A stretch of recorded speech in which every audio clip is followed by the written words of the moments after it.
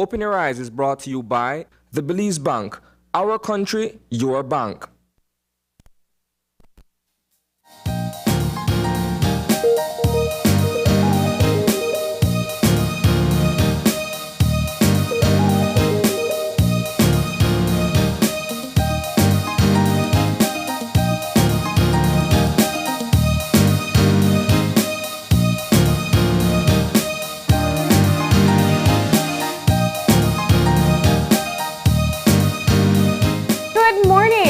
Welcome to Open Your Eyes. Start your morning right. I'm Marlene Cuellar. And I'm Gavin Courtney. And thank you for joining us this morning. It's a beautiful Tuesday morning. Yes, it is. Yeah, nice and warm. The sunrise was nice. Okay. Yeah. Up to see the sunrise. That's good. Yes. Yeah, well, that's what, yes. And I'm sure a lot of our viewers are as well. Yeah.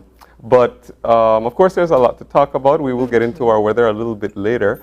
But of course, everybody is still talking, both here and abroad, about the royal visit, which is still currently taking place. The Duke and Duchess of Cambridge have been here since Saturday, and they have been embarking on a tour around Belize as a part of a tour of some of the Commonwealth Caribbean islands. Yeah. Today is the last day that they'll be in Belize, and they will be going to Jamaica next. Yeah. But of course, everybody has been talking both online and yesterday about some of the events which took place yesterday, which included visits to two different Mayan archaeological reserves. First at Caracol, where they were given a tour of the entire site, and then the evening reception at Cahalpech. Yeah, and in between that, they did do the Bathtub Jungle Tour. Yes. So that had to be interesting as well. I kept on thinking that yesterday. I said, they must be exhausted. Oh, yes. You know, when you go to visit a Maya site, it's a lot of climbing, yep. a lot of heat, and then you're just wiped out for the rest of the day. Well, they had two more scheduled activities after that. Oh, yeah, for sure. I mean, they've had a packed time since they've been here. And, you know, and that's typical of royal tours. If you followed when members of the royal family do travel, and of course this isn't the first royal tour which has happened in Belize. There have been other members. Of course, the Queen has been here twice in recent memories. Most recently in 1994, and then of course the Duke's younger brother, Prince Harry. Or as is otherwise known as the Duke of Sussex, did come back in a few years ago as well. Yeah, 10 years. Yes. Yeah. So it's so of course there, as you can see, are the Duke and Duchess being hosted by the Governor General, and that is from yesterday evening's event at Cahalpech. Yes, of course. It was a lovely reception. It was hosted by the Governor General, and it was a night of great food, great music, and of course, we got to hear from Prince William himself as he delivered a speech. The Prime Minister also delivered a toast, and then that was followed by Prince William's remarks. So what we're going to do is go ahead and show that to you this morning, just in case you missed it. Your Excellencies, ladies and gentlemen, good evening. And thank you, Prime Minister and Governor General, for your warm words of welcome this evening. Catherine and I are delighted to be here with you tonight in Belize at the beginning of our first official visit to the Caribbean. We could not have chosen a more beautiful and evocative setting here at Cahalpech. Earlier today, we also had the chance to visit the extraordinary ruins at Caracol, deep in the jungle, and marvel at the ingenuity of your Mayan ancestors. These sites are a testament to Belize's long and proud history of culture, and climbing up all those steps is very good exercise. This magical setting is a fitting place to mark the reason we're all here tonight. Ladies and gentlemen, I'm honoured to convey the very warmest wishes from my grandmother, the Queen of Belize, on the occasion of her Platinum Jubilee. She always speaks so fondly of her visits to Belize, which of course included a memorable stop here at Cahalpech in 1994. and she may have mentioned something about a gib nut.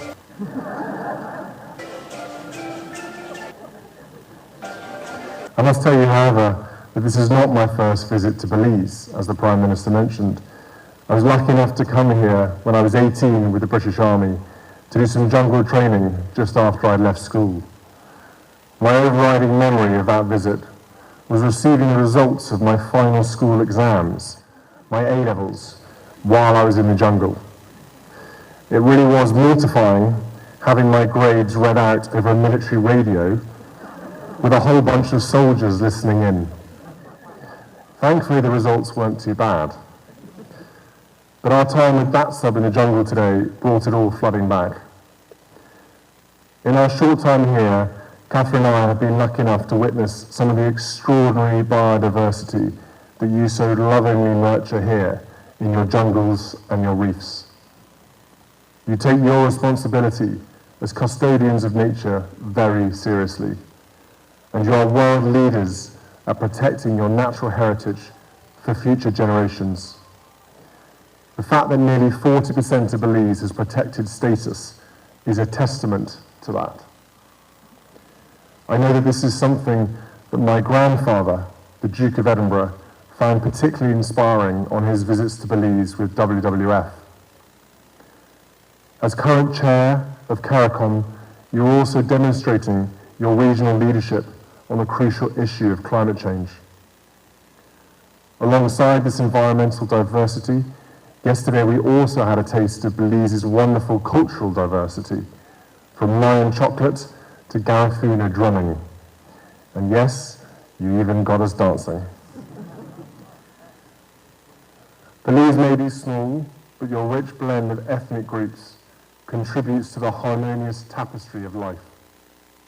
Integral to this is your belief in upholding democratic values, which you have protected so proudly for over 40 years.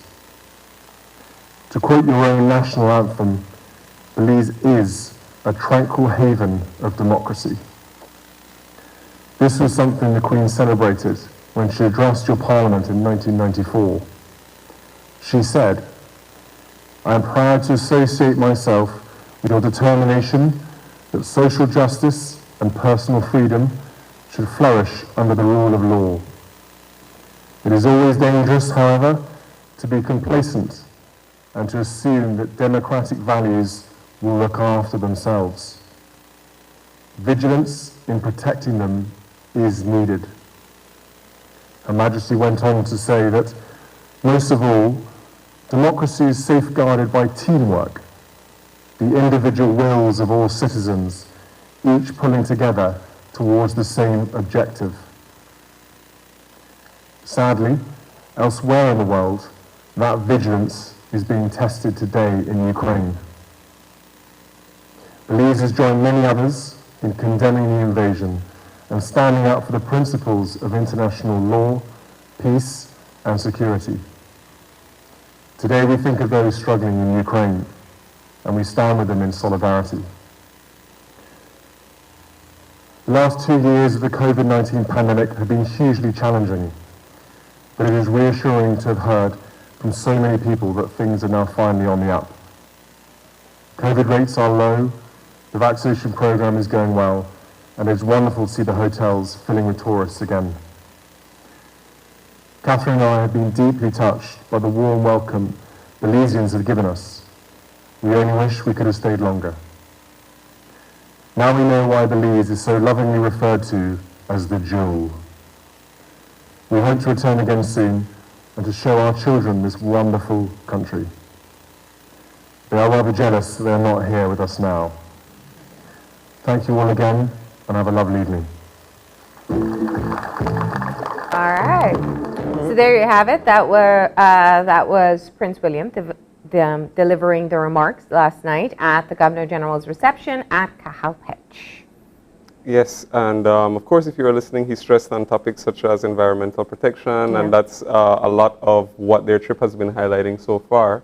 Of course, that's a big part of the work that the Royal Family in general does, to lots of efforts to promote conservation of wildlife and, of course, the natural habitat And I think that their tour highlighted a lot of that from a lot of the different activities they did, and it's also good that they're also including some of our history as well in highlighting some of the Mayan sites. Yeah. I did love his reference to the give nut, because I think that's just one of the things that we all learned about the Queen's visit to Belize, and so being able to tie that in. And he says that she talks fondly of Belize, but she's been all over the world. I don't know. I want to think Belize made a mark, though. I want to believe it. Oh yeah, for sure. I think so. Yeah, of course. This is scenes of the visit at Caracol yesterday, and as we said, they went early in the morning to Caracol, and then they went to visit the British soldiers at their training camp in the jungle, which I think must have been a great experience since William did in fact train here. So it's an opportunity to kind of show your wife a bit of what you did many years ago. Oh yeah, I'm sure that brought back some memories for him. But very different time in his life, of course. Right. Yeah, but as we did say, they will be going on to Jamaica later today. Yeah. And their tour will continue on to the Bahamas after that. Yeah, and it was really interesting to see the reception last night, and I don't mean the formal reception. I mean just to see within Cayo as you're going in. People were lining the streets, hoping to get a glimpse of them as they were going to head over to Cajapech outside of their hotel with Belizean flags draped over their car, with family, all the kids there as well. So it was really nice to see just how welcoming people were. Yeah. And a very stark difference from the experience that we reported on Friday with the protest in Indian Creek. Of course, yes, and that was an event which did get some international press as well. And of course, there was the protest. Of course, was sparked by a dispute. Well, first over some members of the Indian Creek village saying that they weren't consulted, that they were coming and that they were going to be landing in their field, in the football field, and also the bigger issue of the location of the field being very near the disputed property, which is on the border of the village. So. Of course, there was a lot of news internationally about that, so that there was a cancelled visit based on that. And then, of course, locally, they made news of, I don't know if you want to call it a similar counter-protest? A counter-protest on Sunday, yeah. Yes. Where the other villagers came out and, in fact, said, we did want them here. You are welcomed. And it's just a really unfortunate situation. There was no way to remedy it. When you see the difference between the protesters there and then here they are at the Saki farm, where they were greeted and they seem to have had such a great time doing the chocolate tour. Yeah. So it is one of those things, just like we talk about the Gibnut, we'll talk about the Indian Creek protest and counter-protest. That definitely is a significant portion of the royal visit and all the lead up to it as well. I think what's unfortunate is to hear the sentiment of the farm owner himself. That I do agree that was pretty unfortunate to hear. Yeah. But I also think, clearly, just going back to, the words that Prince William said in his speech, speaking about Belize and its democracy. Yeah. And of course, that does mean that there will be different viewpoints, and people will express their views and should be able to do so, because of course, based on our history and just the nature of the royal of our history and politics, I think that of course you would have some divided opinions. That's natural. But that's part of living in a democratic society, it's people getting to express their views. I think is important. I think the royal visit has really sparked a lot of conversations. And what we have seen over the past 3 days is that, no matter what the public sentiment seems to be, many people look forward to seeing them and to come out and to get some sort of interaction with them. We saw that in Hopkins, in Maya Center, we saw it in Cayo yesterday. We can't shy away from the fact that the monarchy is different now. They are celebrities. We all grew up watching them and seeing them from the days when there was an obsessive following of Princess Diana when William and Harry were children. But moving past just the visit and all the activities that were planned, I think the conversation about the Queen being the head of state in Belize has essentially, just like the cacao there, cracked open. I think we're in a space now where we can have the conversation. You can welcome the royals and acknowledge that they are, in fact, still representing the head of a state in Belize. But it does move us to a point where we can begin to further explore the questions that have been in the public discourse, but perhaps not as much with this visit, and start to look at that. And I think there are important questions about not just removing the Queen of head of state, or whether you think they should or shouldn't, but the real bigger question is, what type of government do we see for ourselves? And that really is, I think, where the focus should be, if that is a decision, or how that decision would be made. Yes, and I think that it's a natural part of progress is having these conversations, and things do change over time, of course. What struck me yesterday, and again listening to the Duke and as well as the Prime Minister's speech, was speaking sort of like I believe the Prime Minister made reference to one of the strengths of our current representative of our current political system with the Queen as head of state. One of the things is the constancy and the focus, and it got me thinking that if you think of we haven't mentioned earlier that, of course, a part of the tour of the royal tour is to celebrate the Queen's platinum jubilee. She has reigned now for over 70 years. And when you think about that, I mean, the Queen has been Belize's head of state since we had self-government, since we became independent. So it's amazing to think that from 1952, we've had one monarch represent us throughout all of these, throughout all of these historical events. And of course, this is shared with all of the other Commonwealth realms. Yeah. But of course, like as you said, with that being said, we know what's happened in other countries, and of course, most recently Barbados, having become a republic, and they're not the only one in the Caribbean. Trinidad and Tobago is as well. So is Guyana. So I mean, these conversations do naturally occur. Yeah.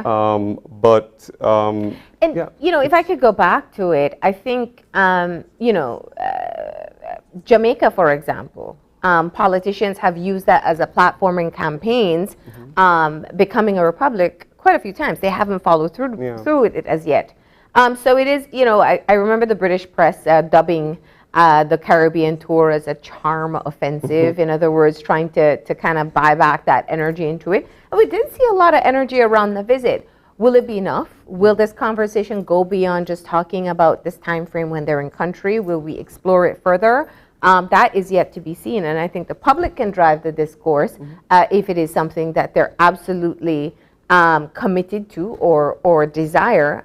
But I think in the meantime, they're kind of just basking in all the international attention that the country is getting, and let's be honest, that makes us proud no matter what. That's what it was like when when Kanye was here, when other celebrities come, we just love when people are talking about our country.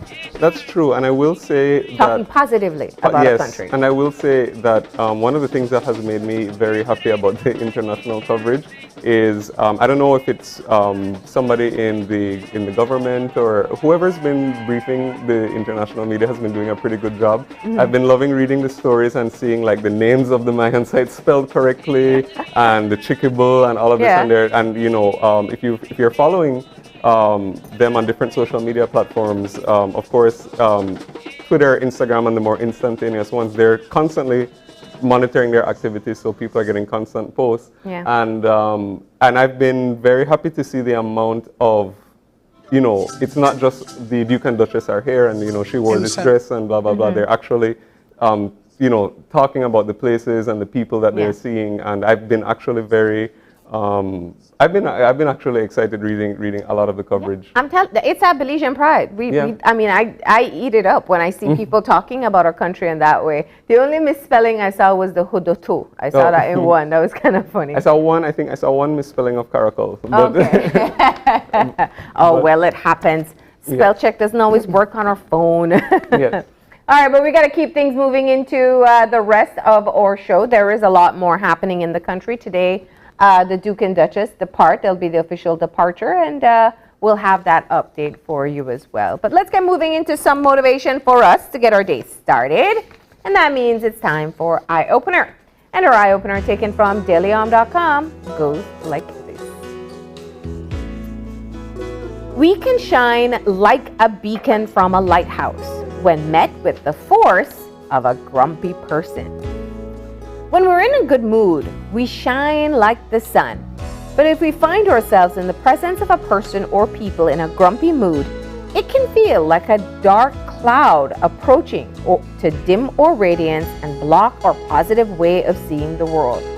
We can remind ourselves that clouds pass, while the sun and stars continue to shine above. Then it's easier to think of these grumps affectionately. With the power of change firmly in our hands, we can choose how to respond to a grumpy person or a grumbling group of people with confidence and understanding. Our tendency in such cases may be to try to avoid them, but instead, we can make the choice to offer support that comes from the heart. We may be inspired to ask if they would like some help or to offer suggestions that have helped us in the past. We can include thoughts of their health and happiness in our times of prayer and meditation. When we lend our energy to uplift another in any way, we improve our own lives while making the world a better place for all of us. Yeah, I like that eye opener a lot. I know that sometimes it can be difficult to when you meet somebody with that energy to try to either calm them down or even just deal with it to kind of de-escalate the situation. It can be difficult at times, but I think that for me, what can help is if you try to analyze where it's coming from. First of all, to not sort of engage in the negativity, because then you can get worked up. So that's the first thing. You have to try to keep cool. But then if you try to understand where it's coming from and have a really solution-based thinking, then I find it much better to deal with. Of course, people have bad days, people have emotions, and you can be understanding of that. But it doesn't mean that it has to just ruin everything, and you just throw your hands up and give up. Or get consumed by the energy. I think that's the key thing. We're all human beings. We have a range of emotions, and sometimes those include emotions that aren't happy. But you know what I do love? I love when, for me, a key thing is finding people who can inject the sunshine you need in your life at the right time. And some people are really great at that you can call them on an off day and they can really help to lift your spirits. And I think that's one of the things you should just aim to be for others. No, for sure. And I think we all know somebody like that. People who are, you can always depend on to be that ray of sunshine. Speaking of sunshine, we have got to get into our weather update. And we've got our forecaster on the line. Good morning, Angelia. Good morning. All right, so we've got Angelia Guy on the line to give us our forecast. So what is our general situation looking like today? Okay, we have a moderate southeasterly airflow today, and that should continue to support fair and warm weather and mostly dry conditions. And over the next 24 hours? For the next 24 hours, we expect mainly fair and dry conditions with little or no rain. Okay, and our winds? Winds mainly from the southeast today at 10 to 20 knots. And let's talk about our temperatures. What high temperatures can we expect today? High temperatures today will reach about 88 degrees Fahrenheit along the coast, 93 inland, and about 80 in the hills. And our lows? The low temperatures tonight will range from 80 degrees Fahrenheit along the coast, 72 inland, and 65 in the hills. And what about our extended forecast as we head into the middle of the week? Okay, for tomorrow, we expect continuing mainly fair and warm weather with the chance of isolated thunderstorms developing over the interior, especially over the mountains area tomorrow. So we expect warmer temperatures over the country. All right, and speaking of warm temperatures at this time of year, we usually also give our fire forecast. Is there anything that we should be concerned about right now? Okay, well, in the fire risk forecast, there is a high risk for brush or forest fires during the next 24 to 36 hours as we continue under dry conditions and also with the windy conditions. All right, well, Angelia, thank you so much for that update. You're welcome. All right, and have a great day. Thank you, too. So there you have it, some more, you can expect some more warm weather. That's right. All right, and from some motivation and your weather update, we're going to get moving into our show for today. And we're starting off with a conversation in commemoration of Women's Month. Of course, all of March is celebrated as Women's Month. And we've been taking on different panel discussions over the course of this month. And today, we are going to be talking to women who are in male-dominated professions. What's that experience like for them? We have a brewer, we have a welder, and we have a member of the Belize Defense Force, all women who are going to tell us about their experience. And for our second conversation, we're going to be getting a great and exciting update from Digi Belize, and they're going to be talking all about the launch of their new Digi wallet. And we're going to be learning all about that in our second segment this morning. All right, and then we're closing off with a conversation about World Water Day. What is the importance of water? Well, that's an easy one to answer, right? But we're going to talk about some of the conservation efforts that are ongoing, what we can do, and how we can celebrate. So that's our lineup for this morning. We're going to go ahead and take a break. But before we do, we got a birthday shout out. Yes, we do. And so from all of us here at Open Your Eyes on Channel 5, we want to wish a very happy birthday to Keela Longsworth. And so we hope you have a very, very happy day and happy birthday, sorry. And we hope you have a wonderful day. And of course, we wish you many, many more. All right. So we're going to go ahead now and take a break. When we come back, we'll have a panel of women professionals in male-dominated fields. So please, stay tuned.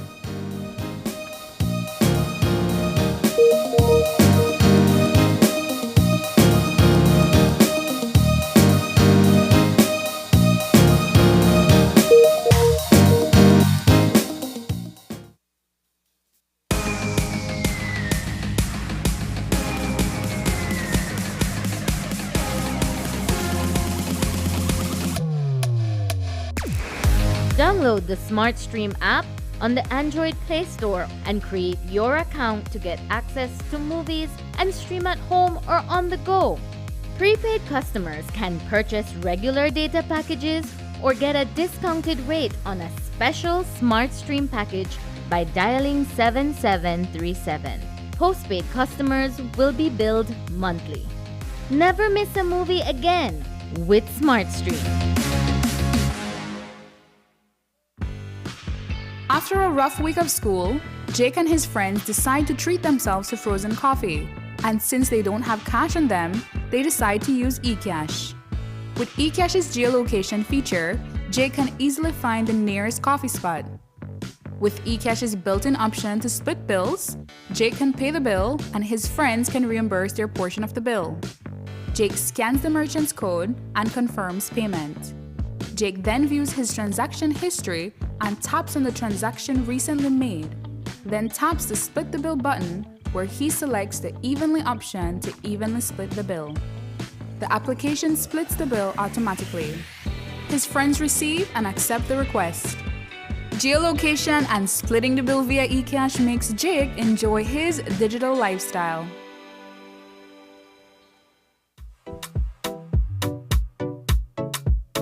Why should you wear your mask?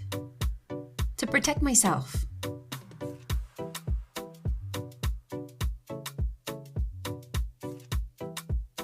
My friends. My family and others.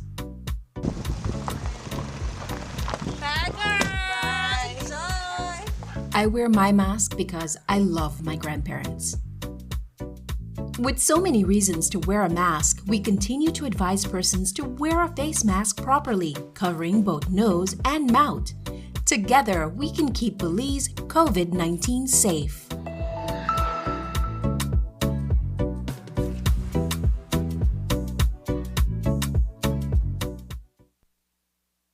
If you're looking for low-cost television advertising, have we got a deal for you? Advertise on Channel 5's Daily Classifieds. Channel 5's Daily Classifieds is one of the most effective methods for introducing yourself and your business to the community. Use our Daily Classifieds to recruit employees, promote specials, promote your products or services, promote a business opportunity, increase traffic to your website, and advertise items you have for sale. Let us help you save valuable time and money. Call us today at 223-0146 or visit us at our offices on Pony Drive to discuss how we can help your business grow affordably. Channel 5's Daily Classifieds. Advertise today.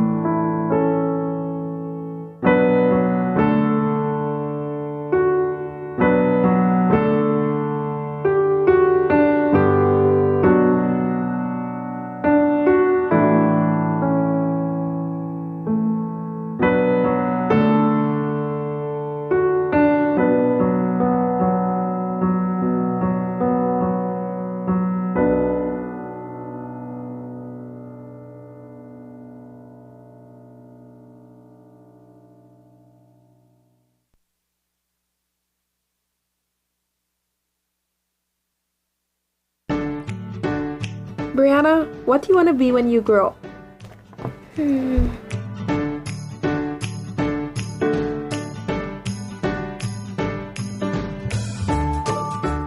Mommy, when I grow up, I want to be a doctor. That's great, honey. You have to study hard then and get good grades. Yes, Mommy, I will.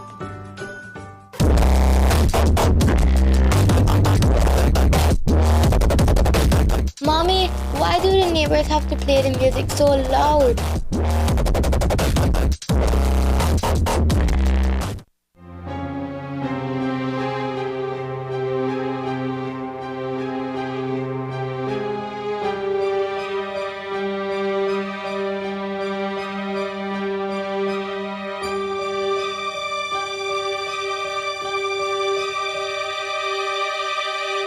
Every day, people are affected by noise. Noise, like loud music, is not a concern for those making the noise because they are not the ones being affected. It is usually the vulnerable that is impacted the most by noise pollution, such as the sick, the elderly, and the young. That is why the Department of the Environment is asking you to be considerate of your neighbors. Be mindful that your actions can have lasting effects, and know that noise pollution is an offense under the pollution regulation.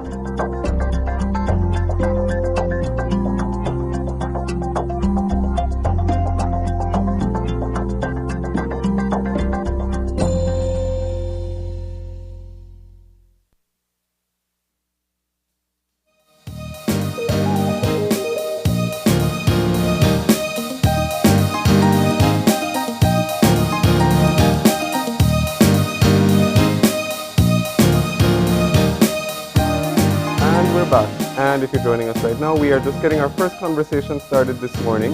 And as we mentioned before the break, we are highlighting Women's Month. And for this morning's discussion, we're going to be talking a little bit about women who have succeeded in traditionally male-dominated professions. And joining us for the conversation this morning, we have in our studio Tracy Grant, who is a welder, as well as Major Megan Aspinall from the Belize Defense Force. And joining us via Zoom, we have Karina Kal, who is the junior head brewer with the Pilot Brew House. Good morning, ladies. Good morning. Good morning. Good morning. And thank you for joining us. We appreciate you coming in and sharing a little bit about your stories. And hopefully some other young women will be watching as well. But, you know, I guess we can just jump right into it and learn a little bit about you. Let's start with you, Major Aspinall. How long have you been in the BDF, first of all? July this year will make 17 years. Wow. And what was it that had initially inspired you to join the force? Well, that's a funny story because I was finishing sixth form and a group of us came up one day and we were at the cafeteria and they were like, the Belize Defense Force is having a selection for officer cadets and you get to go study abroad and you can do other stuff. And we just decided to go. And I had no idea what I was signing up for or what I was even going to do. But I took the selection and was selected. And at that time, how many females were in the group with you? In the group, there was 5 of us. Wow. What was that like? That did the selection? Yeah. Well, we were all at junior college together, and so we all knew each other, and we did get selected. It was quite different because, like I said, I had no idea what I was going to do, and it's when I got there and then they were like, oh, you need to go run 2 miles, do push-ups, do sit-ups, and I was like, oh, I thought I was going to come sit on physical paper. You did that on the second half, but they had physical tasks and command tasks that to show that you could have operated under pressure. Yeah. And so that was very Let's move over to Tracy now, who is a welder with the Belize City Council. Tell us a bit about how you got into this profession. Well, it's just something I guess was destined to be because from I was a little girl, I was a little tomboy, and then I love to play tools, like the vice grip, the spanners, and going along the way, I didn't know that it will be a major thing eventually in my life. So I went to Catherine's. I studied business. It was nothing about welding or steel. And growing up through the ghetto, you will call it, Mayflower Street, I decided to change my whole life story because of my brothers. They were giving too much trouble, and I wanted to be a role model. And so I went back to school at ITVET, and I got certified, and then I took on the field. I first started out at Cisco Construction as a trained welder. I found that interesting that you finished your high school diploma and then you went back to ITVET to train as a welder. Yes, so you ma'am. knew this was the profession you wanted to get into. Yes, ma'am. Why welding? It looks like such a dangerous profession, and we almost, I haven't seen you work, so I've never seen a female welder. Welding because I had studied steel when I was at St. Catherine's Academy, and I love the different components and the alloys of steel. And so when I first started to weld and I see the fire burning, it was just intriguing to me. I love it. And then I started doing it, and everyone was, "You're great at it." And I just continued meeting people that were willing to show me different welding skills. Like I learned how to weld first, then I learned how to torch, then I learned how to bronze and braze. Now I'm doing MIG and TWIG with 52 different welding rods. You have stainless steel, bronze, you have copper, you have different components of iron, but with all, I learned how to do all of them. Yeah. So let's get Karina in for her introduction. Karina, tell us about your journey into becoming a brewer, a female making beer. Well, I started working in the laboratory in Belize Brewing Company. I started 7 years ago. I worked in the microbiology lab and the chemical lab for 6 years, and a year ago I was basically challenged to make beer. Someone just said, "Do you think you can learn to brew?" And I was like, the question caught me off guard. I was a bit intimidated at first because it involves a lot of physical work. And I said, "Yeah, I'll try." And I did, and I did very well. So, and I've been doing it for a year now. Okay. Now I want to come back to Major Aspinall for a moment. So I think, you know, we had Brigadier General Loria the other day. We were talking about women and some other issues. And I know one of the things that came out of that conversation is that for many years there's kind of an unspoken rule of a cap on the number of women who would be in the force, which means for certain you have been a minority for a very long time. What is that like for you?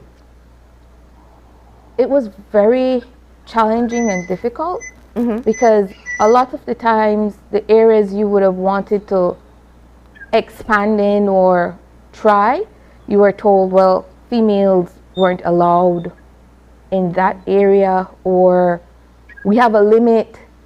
And so when I joined, there was just one other female officer present at the time, and the first ever female officer had already retired at the rank of a major.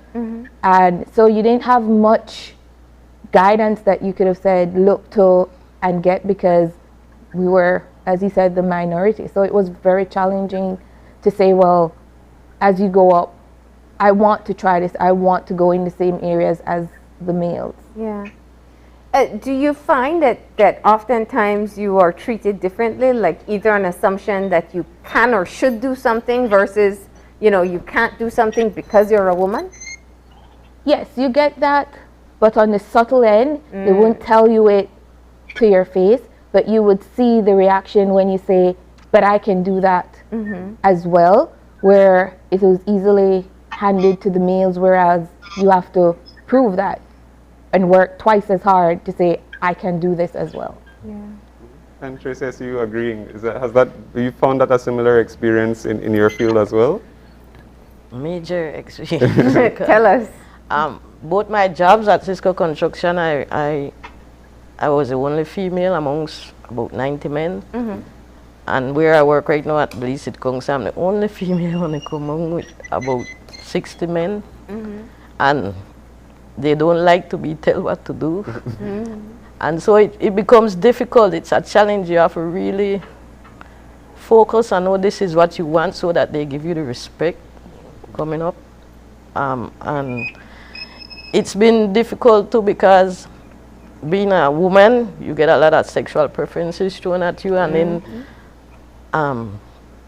my role is to stay focused because I want to become something in this welding field. So I ignore a lot of sexual preferences being shown at you, and then beside that, the disrespect for just being a female wanting to do a male job. And it's been challenging, but I have succeeded past all those challenges. What about when people doubt your capacity? Like they might watch you and say, oh, but she can't lift the steel. She can't, you know, she's and you're very you're tiny, so she's not big enough to be able to keep up with the equipment that's necessary. Welding is not the only thing I do. I drive the backhoe, the excavator. So there's where I maneuver the steel, you call it, because you don't just lift steel. There's a certain way so you maneuver steel. Yeah. Right? And first, that was the challenge first when I went at City Council. I had to prove that I could do it on my own. And I did it on my own for 2 years. And then they gave me assistants after that to help along with the work. But I overcome the challenge. Like I say, I like playing around with steel and the fire. And making stuff, making a lot of different stuff like this whole ceiling. And building your own home, your own design to whatever you want, your tables. I'm intrigued with this table right now. I'm going to try something like this. And what about for you, Karina? Is it something that you recognize being the first female? What does that feel like for you? I think her connection may be frozen. So let's come back in studio for a moment. You know, when you look at the conversations today, the fact that we're having this conversation versus when you both got started, things are very different. But it does mean that people who enter into your profession or consider your profession will look at you and say, well, how'd you do it? How'd you rise in the ranks? How'd you become the first and sometimes only female welder in your profession? Does that add an element of pressure, or do you want to guide them? What's the difference? For me, I'm always open to giving guidance because that's the only way the females coming behind us who want to move up could be able to not have to go through the same experience as you. If you can tell your story and you can tell them you can navigate it this way, because not everything you have to experience, if you're willing to hear it from someone else, it makes it a little bit less challenging. But one thing you just have to know is that you have to have the perseverance to push through, because some days it's tough, like you would want to say throw in the towel. But if you know what your goal is and what's your end state, and then you navigate it so you're able to achieve your goals. Yeah, for you, Tracy? And for me, I don't know, do they have women still interested in welding now? Yes, through IT Vet, they send students for me to train at the council. And I had trained a girl and a boy. And the girl is working at Rivero's Welding right now. Okay. She said she wants to be like me, so she's doing What's it like when you had the first girl that you were training? What advice did you pass on to her? Major advice I passed on to her was to hold a reputation and be respectful in what you're doing. People will always come and say a lot of things, but you have to stay focused if you want to reach somewhere. Right? And then what's it like, you know, when you hear somebody say, you know, I do want to be like you and I want to follow that example? I always inspire them. I always tell them to go to the limits. They can be better than me. You just have to stay focused in what you're doing, because there will be a lot of obstacles coming along the way. But you just have to tell your mind, this is what I want, and nobody's going to turn me back from what I want. Let me see. Do we have Karina back on the line? Not as yet. We're still trying to get her. There's an unspoken challenge here. You're hinting at it a few times, Tracy. Let's just dive into it. One of the things that I'm not saying men don't go through it, but women will face it primarily, that you will face are sexual advances, and all the rumor mills of how you move up or get ahead in your life. How do you counter those challenges? Because that's still predominant in today's society for women who are making strides. Well, in my area, I recognize that very early, that you would encounter that and you faced it in certain ways. However, I made it a goal of mine that I instilled in me that I wouldn't put myself in those situations. So whether you were socializing where it was a mandatory socialize, I would not drink to a certain limit. You would socialize just to socialize because you're there. Or I gave myself a time that I would leave to eliminate that obstacle that I wouldn't have to face it on. So that's how I countered it.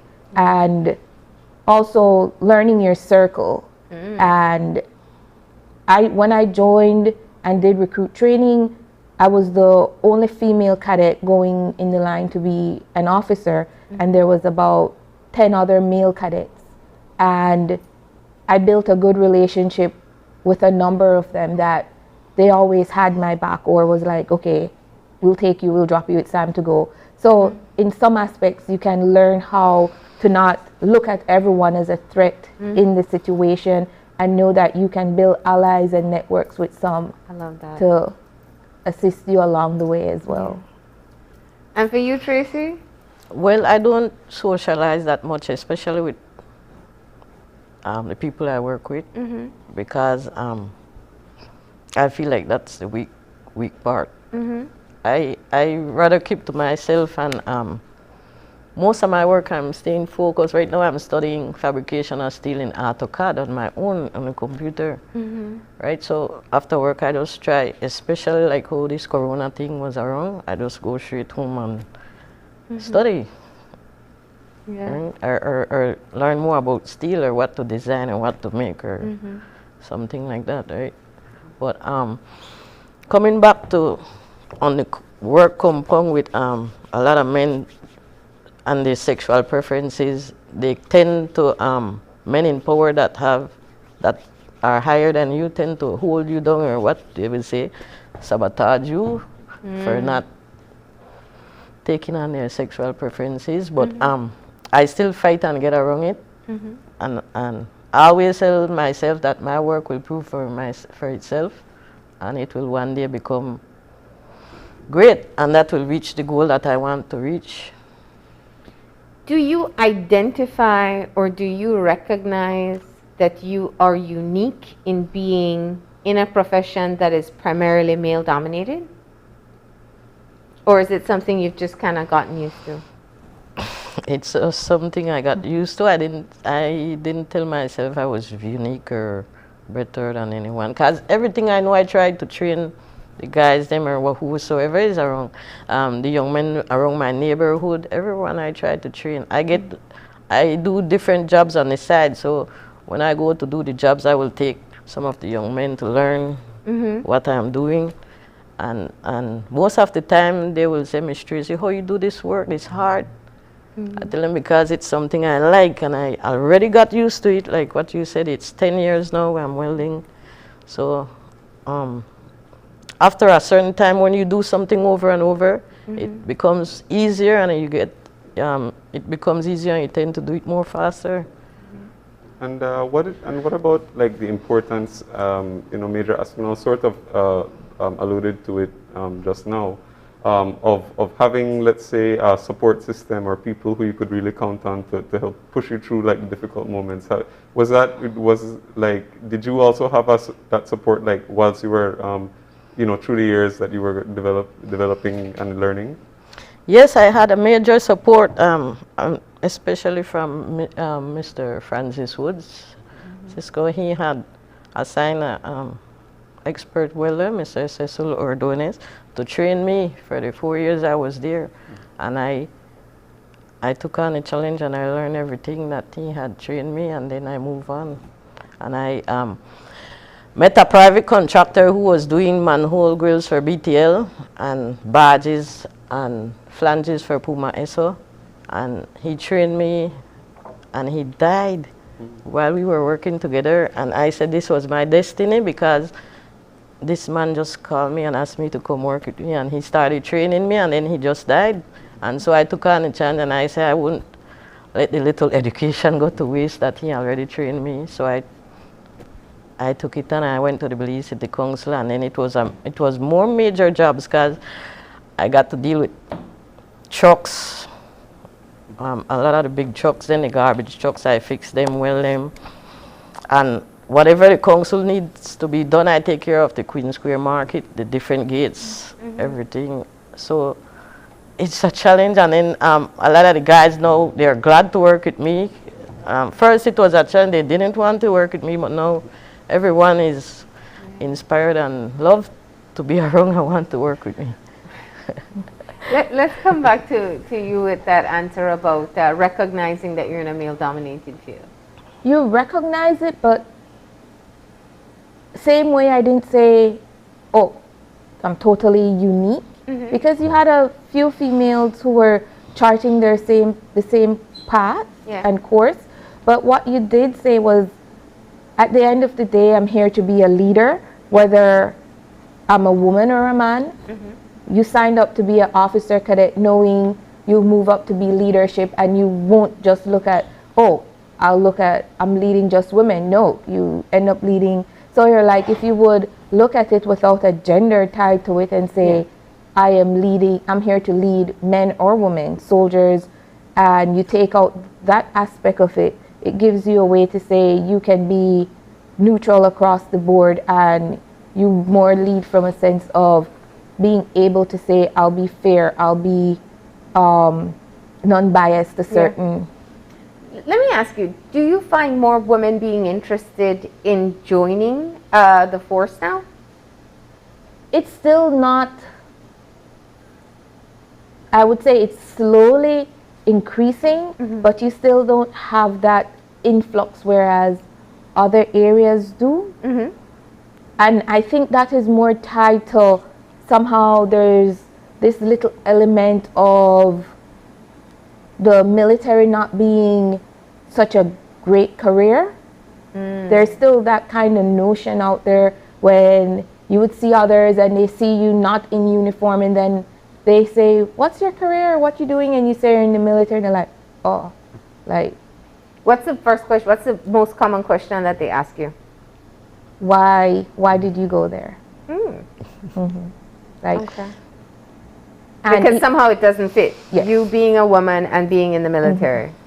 Yeah. And is it good, or, and it's sad because you get some of the most amazing experience if you look beyond that. It is a male-dominated career field, but the exposure, the level of networking that you can build, not just within country, but worldwide, is phenomenal. Yeah. What's the most common question they ask you, Tracy? Why I choose to do this. And what do you answer? I think it's my destiny, and I love it. All right, looks like we have Karina back. So Karina, we're gonna circle back to the question that they just answered. It's, do you recognize the novelty of being the first female creating beer locally, and also, that it is a male-dominated profession?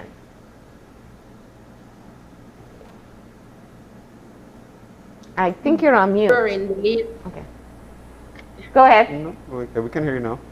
Being the first female brewer is something big, especially in a small country that we're growing, and that just means that it is something that will eventually start to be more common, seeing women doing those kind of jobs, especially in Belize. And in the history of beer, if it goes way back to the days, the first brewers were only women. So, we have been doing this for a while now, and it has just become something that male have been doing, especially here in Belize, because I've visited another country, and we see female brewers there, but it's just hadn't happened in Belize, and I'm glad to be the first one, and hope to see many more. Yeah. Do you notice, given that you are in male-dominated professions, all three, do you find that there is any difference in how men and women approach the jobs that you do? I would say that the difference with women brewers and male brewers is that I think we have a little bit more focus, and we are more inclined to how the beer tastes, because women are said to be very good tasters. So when you drink a beer, especially when a woman drinks a beer, they drink the beer to enjoy and to taste, to enjoy the experience of a craft beer, in comparison to I would say most men that would drink beer for the feeling or to get intoxicated. In the end of the day, I have been doing it, and yes, at my work site, I do get a lot of comments telling me, are you sure you can lift that, or are you sure you can do that? Why are you doing that?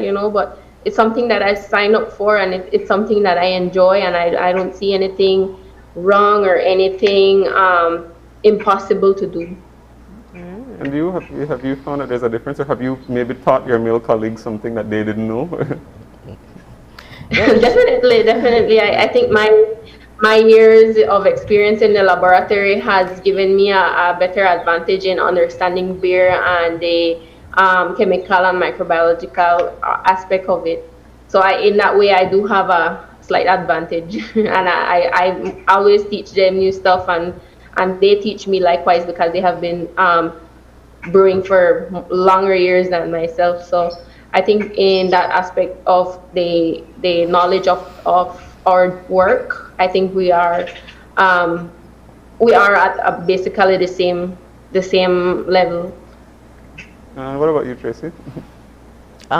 Yes, I have taught most of my workers, because most of them are male, how to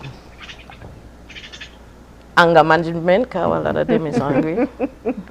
I taught them how to be calm and how to do things more carefully, because on the compound there's a lot of PPEs, and then slight accident could cause major. And I teach them respect, how to have respect. First it was complicated, but now, first they didn't call me Miss Tracy, but now everyone is saying Miss Tracy, Miss Tracy. So as times go by, I taught them a lot, as well as they taught me a lot, because I work along with the mechanic too, and we do stuff together. So they teach me and I teach them.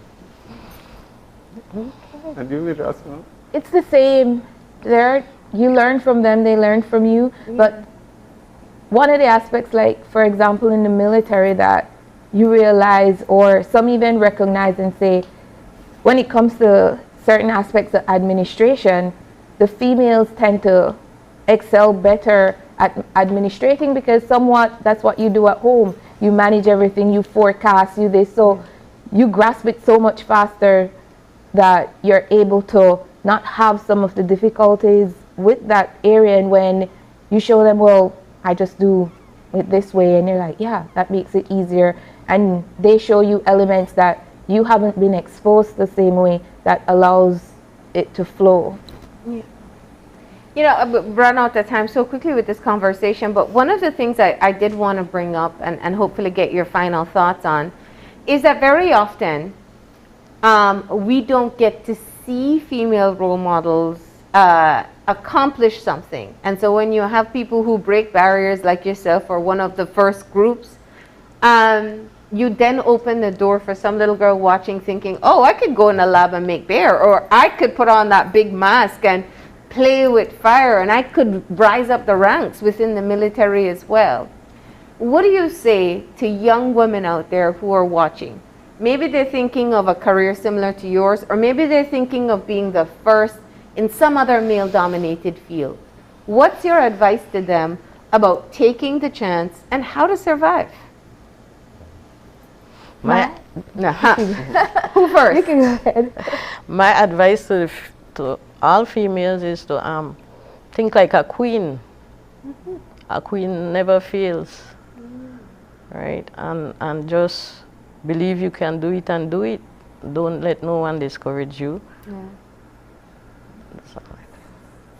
For me, I would always say to a female looking to step into any male-dominated field, if you know your end state, where you want to reach, and if you chart your path that way, it allows you to reach your destination. The journey might have a lot of bumps on the way, but as long as you're focused and you get knocked down, but you know where you want to go, you'll achieve your dream. And for you, Karina? Basically the same. I would just tell them to, once you feel interested in something, if you feel like you have a passion for something that might not be common to see women in that field, I wouldn't discourage anyone. I would just say go for it. Follow your dreams, educate yourself, prepare yourself for the future, and the best way to prepare yourself is through education. Educate yourself and just show that you can do it and excel in it while doing it. All right. Well, ladies, this conversation just sped by, but happy to have you included in our Women's Month celebration.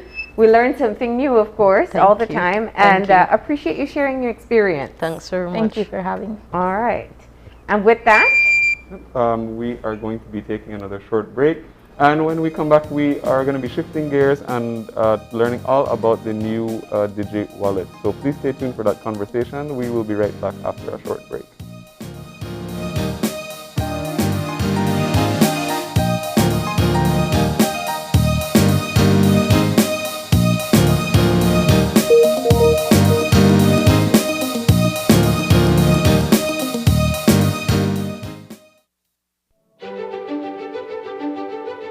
Technology is ubiquitous, and it's transforming how, when, and where we work.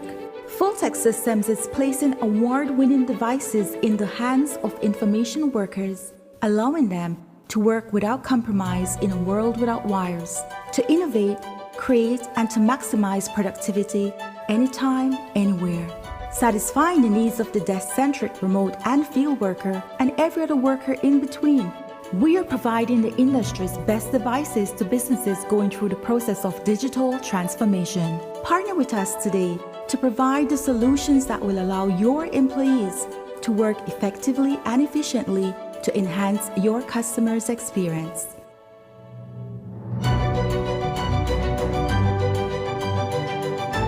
Fulltech Systems, your technology center, where you'll come for the price, but stay for the service.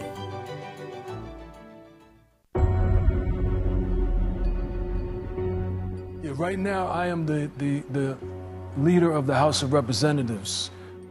If Shine Barrow can lie to millions of people, saying he's the leader of the House of Representatives with no shame, what wouldn't he do in Belize? You see, there's a really important difference. This is leadership which benefits the country. This is leadership which creates opportunities for our people and builds the nation. This? Well, this is just Shine being Shine. Performing, doing an act, playing the fool. Shine can play pretend with Kanye and Jay-Z all he likes. But the truth is, he's all talk. That's what you'll hear in the House. He will talk and talk and talk and talk. And none of it means anything. This isn't Fat Joe's house, Shine. This is the people's house, and they know exactly who you are.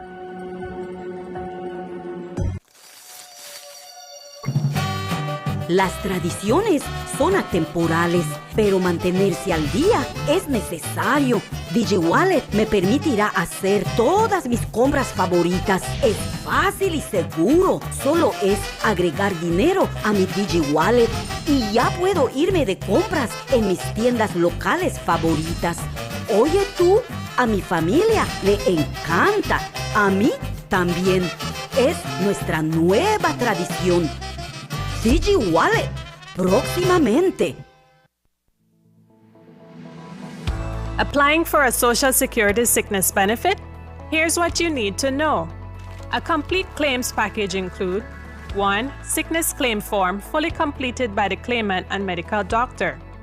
2. Salaries record form completed by the employer or HR representative. 3. Proof of bank account such as bank book, online banking, or statement displaying your name and account number. To submit via email, you need to take a clear photo or scan of the documents and email to claims@socialsecurity.org.bz. Be sure to include your full name, social security number, and benefit type in the subject line of the email. Or you can drop off all completed forms into the Dropbox slot at the nearest branch office. Deadline to submit is 14 days from your first day of illness. All forms are available on the website at www.socialsecurity.org.bz. Social Security Board, safeguarding you, your family, your future.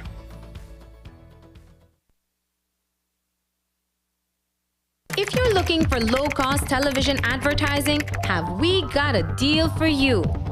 Advertise on Channel 5's Daily Classifieds. Channel 5's Daily Classifieds is one of the most effective methods for introducing yourself and your business to the community. Use our Daily Classifieds to recruit employees, promote specials, promote your products or services, promote a business opportunity, increase traffic to your website, and advertise items you have for sale. Let us help you save valuable time and money. Call us today at 223-0146 or visit us at our offices on Pony Drive to discuss how we can help your business grow affordably. Channel 5's Daily Classifieds. Advertise today.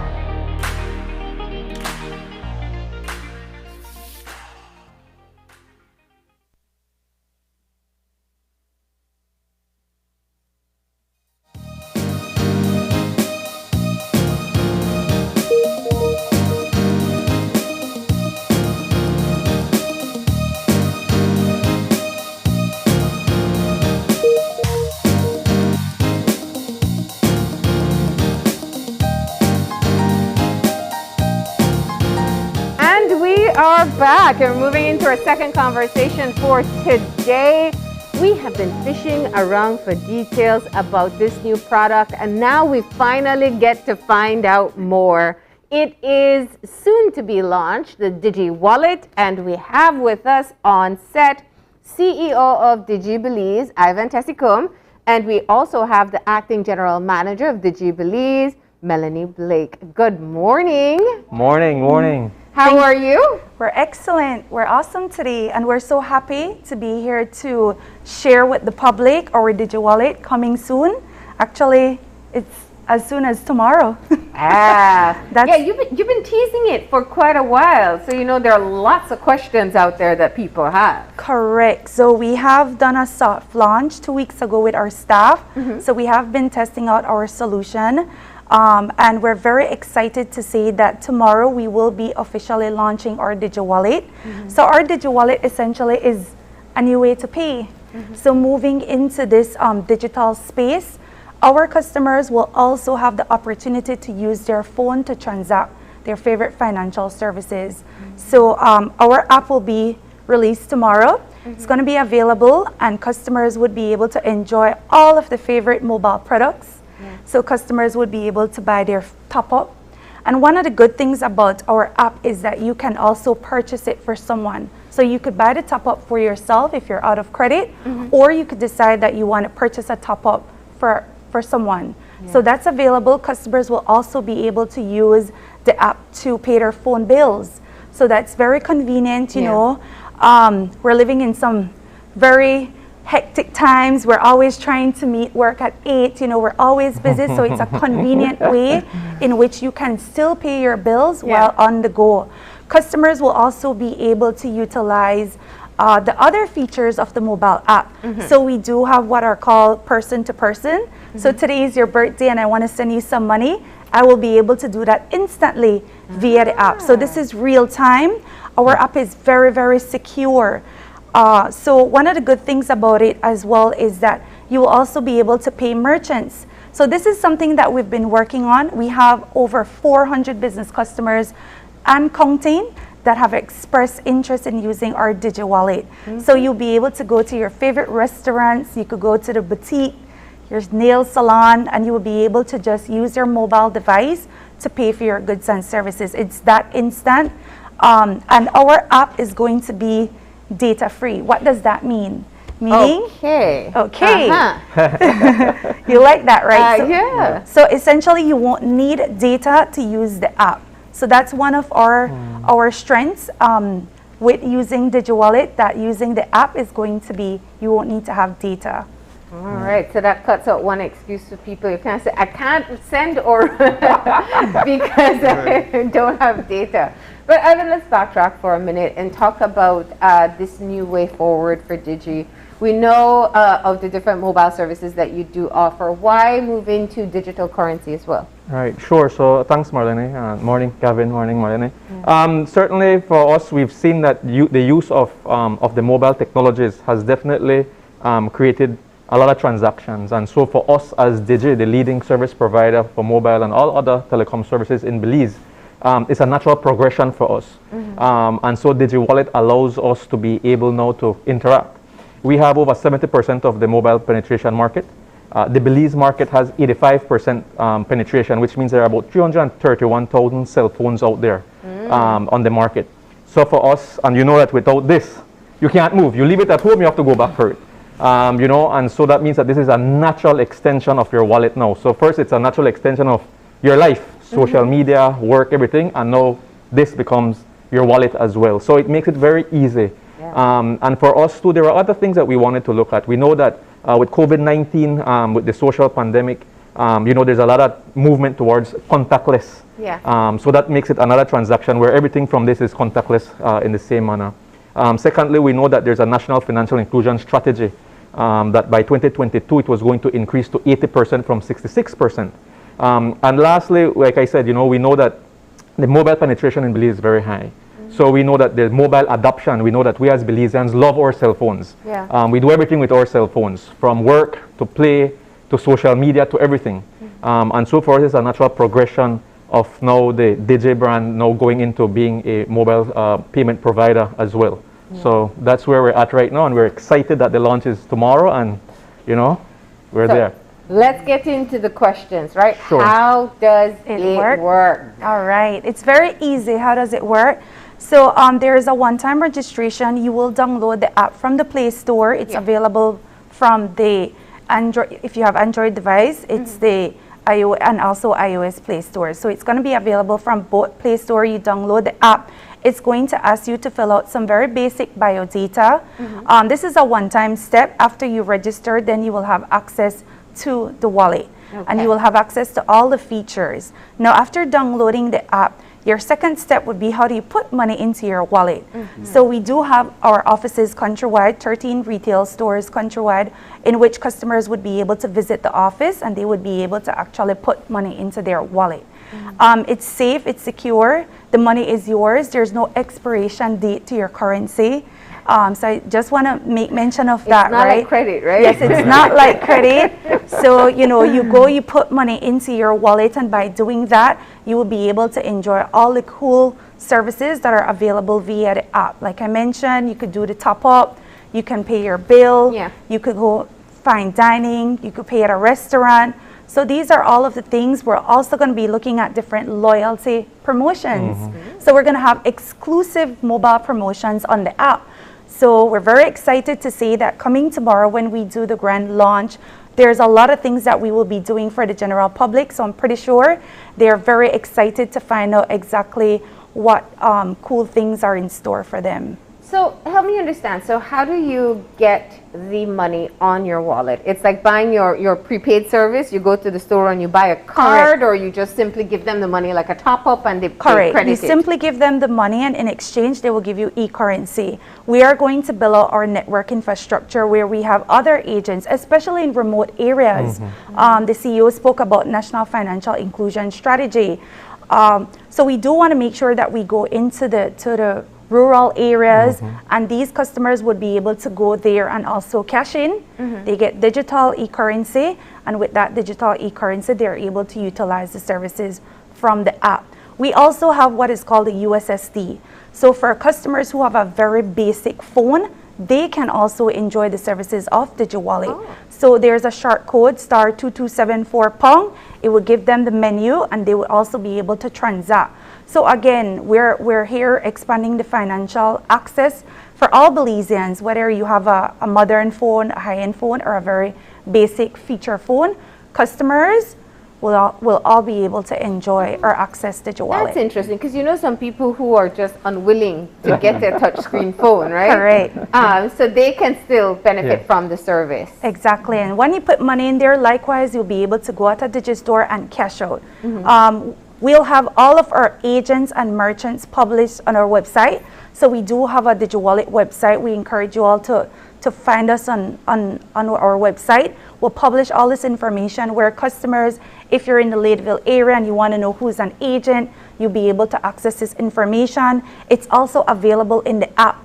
In the Contact Us section of the app, you can go into there and it's going to show you the listing of all the agents and merchants in which you can go and visit once you're in any of the neighborhoods. So those are the pretty cool features from the app. We have loyalty. We will be able to partner with different businesses and run different promotion. So that's one of the cool things from our Digi Wallet app as well. So, you know, there's a lot of awesome things that customers can look forward to when they use our Digi Wallet service. What about transaction fees? Transaction fees. All right, so that's one of our competitive edge. There are some small fees associated to using the app.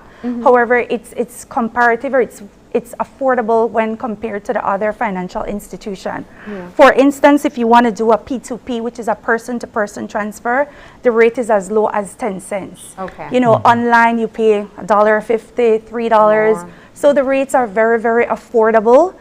In some cases, it's free of cost. So to purchase top-up from the Digi app, there's no charge to the consumer for that. To purchase the Digi products from the app, there's no charge for that. To pay your bill, there's no charge for that. So there are some fees associated to do transaction, but those fees are very, very affordable. Okay. Now, of course, the viability of digital wallets, the Digi wallet, will be where you can use it. And that's, you know, I can put money on my phone and I can feel confident with that, but I have to be able to get my needs met in any part of the country. What's the buy-in like from merchants? And what are some of the convincing factors that you find helps to get them on board? Okay, so that's a very good question, Marlene. So the response or the feedback from the business community has been very positive. So we've been signing up businesses such as Chosan. We have city eats, favorite popular restaurants in the country. So for merchants, it's an opportunity for them to cost optimize in terms of saving. You know, for them as a consumer, when you use your card to swipe, you as the customer don't pay, but that business do pay a percentage on those swiping. So we are offering another medium in which these businesses can utilize, and it's as well cheaper than what they would normally pay with the other mediums they have. So for them, it's cost optimization. It's also an opportunity for them to expand the way that they do their business. You know, with the whole COVID and the SI restriction, we have to be home by a certain hour. So it's an opportunity for these businesses to expand. You know, you have Uber Eats. You know, we'll soon see a Uber Eats in Belize, where we've already seen some of these businesses being so moving into the online, the e-commerce space, offering these type of service. So instead of dining here, you can still enjoy the nice food at the comfort of your home. So it's an opportunity for them to also expand. We have seen a lot of, due to the COVID, we've seen a lot of businesses moving online. So we have businesses reaching out to us, you know, want to connect using our Digi Wallet as a medium to pay. So it's been a very positive feedback from the business community so far. And what about, you know, you had mentioned earlier the security of the app as well, because that's a lot of the concern that some people have with moving to online transactions. So for our app, our consumers will notice that it's very secure. Once you forget your PIN, it's not something that you can reset on your own. And there are reasons why we've built it in such a way. You would have to reach out to Digi, confirm that you are who you are, the person have registered the account. We will ask you your security questions. Once we're able to complete those stages, then we'll be able to reset your password. So again, these are the different security measures that we've put in place. I know customers asking about, you know, fingerprints and biometrics. We're not doing that at launch. We want to ensure that the app is very safe, secure. People become very acquainted with it because, you know, you could be sleeping and someone take your hand and put it on your phone and they have access to your phone, right? But with your PIN, but with your PIN, and I'm glad you asked that question. So we do want to encourage users of Digi Wallet to safeguard your PIN. Don't write it down on a piece of paper. Don't have it, you know, if you believe that someone may have been looking over at your phone, you can also you could change your PIN in the app once you know what your PIN is. But if you forget it, then that's a process in which you will have to reach out to the Digi stores, and we will walk through the process of authenticating yourself, and then we're able to change your PIN. So that's just one of the measures. Also, Melanie, with regards to if you lose your phone. That's what I was going to ask. So if I lose my phone or my SIM, do I lose my money? Okay, so that's a good question. The answer is no. Okay. Yes, it's no, right? So you won't lose your money. If you lose your phone or you lose your SIM, you can suspend your wallet. That's a part of the process, but that money remains with you. So if someone takes your phone, again, they will need to have the credentials to be able to access your wallet. They will need your PIN. So even if they steal your phone, they won't have access to your wallet. Signing up for your Digi Wallet, you will need a local phone. It can be a phone from Digi, or it could be from the other service provider. So that's one of the things as well, in which customers from the other provider will also be able to access the Digi Wallet app, and they likewise will be able to use the services via the Digi Wallet. Okay, let's talk privacy. You know, I think in these days people are really concerned about what type of information is being collected about them. Okay, so the information that is being collected is basic information: your name, date of birth, where you live. All of this information is encrypted. So our team at Digi Wallet Limited, we can't see your passwords and stuff like that. No, this information is very private. Not even the IT manager can see that. The way the system is built, those kind of sensitive information is encrypted and it's not available for the front end. There are policies and procedures in place. We are now regulated by the Central Bank of Belize, so we have to be guided by the National Payment System Act. So when it comes to giving out of information and things like that, there are very, very strict penalties to be doing something like that. But in terms of your passwords and stuff like that, that's not available to us any at all. Hence the reason, if you lose your PIN or anything like that, we'll just have to do a system reset for you. And so what about, I know one of the common questions people have is about cashing out. How do I take digital and make it into hard cash? Is that an option with the Digi wallet? Correct. That's an option as well. So you will be able at launch tomorrow, visit any of the Digi office and you will be able to cash out. So through the app, it has a cash out functionality. You'll be able to transact with our frontline staff very seamlessly. And you will be able to get your cash out. One of the other things about our Digi app is that we also have notification. So let's say you go to the office and you want to cash out $50 and maybe you change your mind and it's not $50. You know, we do have a process set in place to ensure that this is the amount that you want to cash out. When we conclude that transaction, you will receive an SMS notification stating that this is the amount of funds that you cash out. So all transaction, whether it's successful or unsuccessful, you get an SMS notification. Likewise, the app is built where you can see your history. It has 3 months history in the app where you're able to see all of your transaction. You went here, you paid with this, you did that, you send money. So you have all that information that's embedded into the app, and it's you know, very easy and convenient to access. And each transaction has a unique transaction ID. So that unique transaction ID, if something should ever happen, is where you would begin doing the tracing of whatever happens. But each transaction has a unique transaction ID, which again makes sure that you know that those transactions are happening apart from the SMS verification and authentication that you get as well. Now, I see things in the advertisement like QR codes that will be used to scan payments. Correct. So let's just talk about phone functionality. I mean, we have some phones that may offer originally a lot of services, but not quite functioning. Correct. So using the QR code, each merchant have a unique QR code. Okay. So once you go to, let's say Sugar Fix, because they're one of our merchants, you could go to Sugar Fix on the go, they're in Belama, and you're able to pay using your Digi wallet. You can scan the merchant QR code. For whatever reason, perhaps your camera is broken or you can't scan, there's also the option in the app, which would allow you to enter the merchant code. Okay. So you enter in the merchant code, it's going to bring up the merchant business name. So you can see that, yes, I am paying Sugar Fix, and it allows you to transact seamlessly. You'll get a notification stating that you just purchased or you just used $16. This is your balance. It has the merchant information. So again, you have the record of your transaction. All right, you're keeping in mind all those Belizean realities. So that's good. That's good. What's the expectation with the launch tomorrow, Ivan? The expectation tomorrow is that certainly it's another milestone, another achievement for Digi as we continue the digitization and financial inclusion of you know, our citizenry.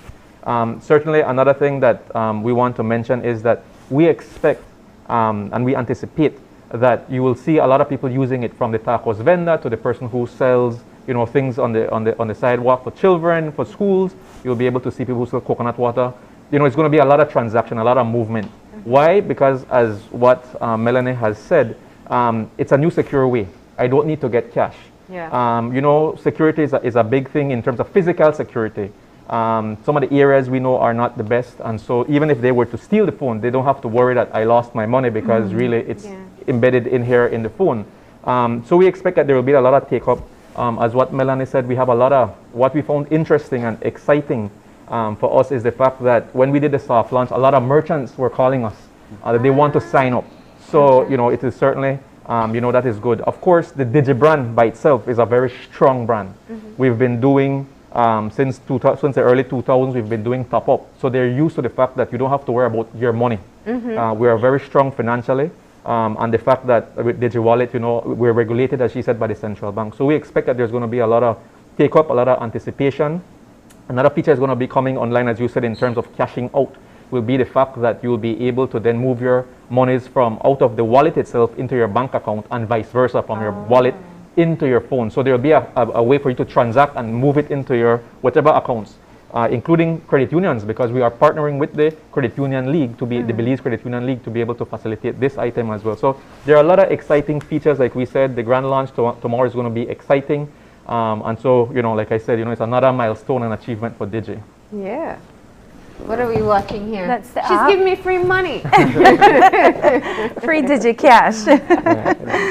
And there's no expiration date. Yeah.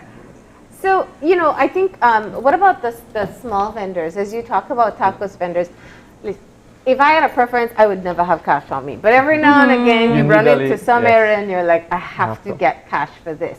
And very often it's the small vendors. So is there an effort to be able to reach out to them and Yes, I mean, you have sales agents, I guess, that go out and try to get them to buy in? Correct. So we have, we've started reaching out, we've started doing on-ground work, visiting the different businesses. So we do have intention to get these local vendors using DigiWallet. So that's coming very soon as we continue to roll out in the districts. That's our plan, to have all businesses connected, all customers connected to DigiWallet. It's really, you know, your everyday wallet. Forgetting your cell phone these days, even if you do, you're going back home for your cell phone.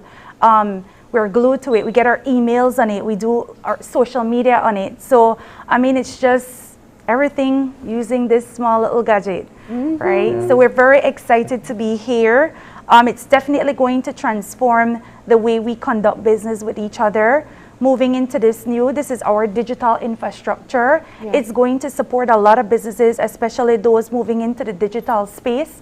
So it's, you know, it's that transformation, and we're very excited to be at the forefront. What about international transfers? So we know the country relies a lot on remittances, and it can be a very tedious process. Correct. So is there a solution that DigiWallet will help to serve with this? Yes, there is. So we do have a roadmap. So very soon we do have the roadmap. International remittance is in the roadmap. We have Guardian accounts that's in the roadmap. We have bulk payment. Can you explain what is Guardian accounts, because you know? Oh, sorry. So the Guardian accounts would be that you would be able to get your, you're talking about your newspaper. kids. No, not newspaper. But the Guardian accounts would be for teenagers. So your children. Children under the age of 18, because right now to subscribe you have to be 18 years and older. You use a valid ID to subscribe. So we will have Guardian accounts where you can tie your kids to your DigiWallet account. We'll also have international remittance, that's in the pipeline. We have bulk payment, that's one-to-many. So businesses would be able to disperse salaries using the DigiWallet app. So we do have a roadmap, and there's a lot of other things that would be coming via the DigiWallet. All right. So for now, you can get, you said there are 13 agents that you can top up your wallet Correct. with, So right? tomorrow, customers would be able to visit any of our 13 offices countrywide, and they would be able to cash in, put in money into their DigiWallet, and from there they would be able to visit the businesses, buy their favorite mobile plans, buy top up, pay their bill. Very soon we hope to have the other utilities on board where customers would be able to pay their light and water bill. So all of that is something that we're working on. So tomorrow it's the grand launch, and we are inviting customers to download the app and make your way to your favorite Digi office where you're able to cash in. And then from there, you'll be able to enjoy all the services that we spoke about via the DigiWallet app. And I guess just for me, one question I had is, you know, using the app itself, I mean, I guess some people would probably think, how user-friendly is it? And how, you know, how quick or what's the time it takes to make some of these transactions? Oh, it's instant. Instant, right? Using the app, that's one of the things that when we created the app, we kept that in mind, that we want it very simple.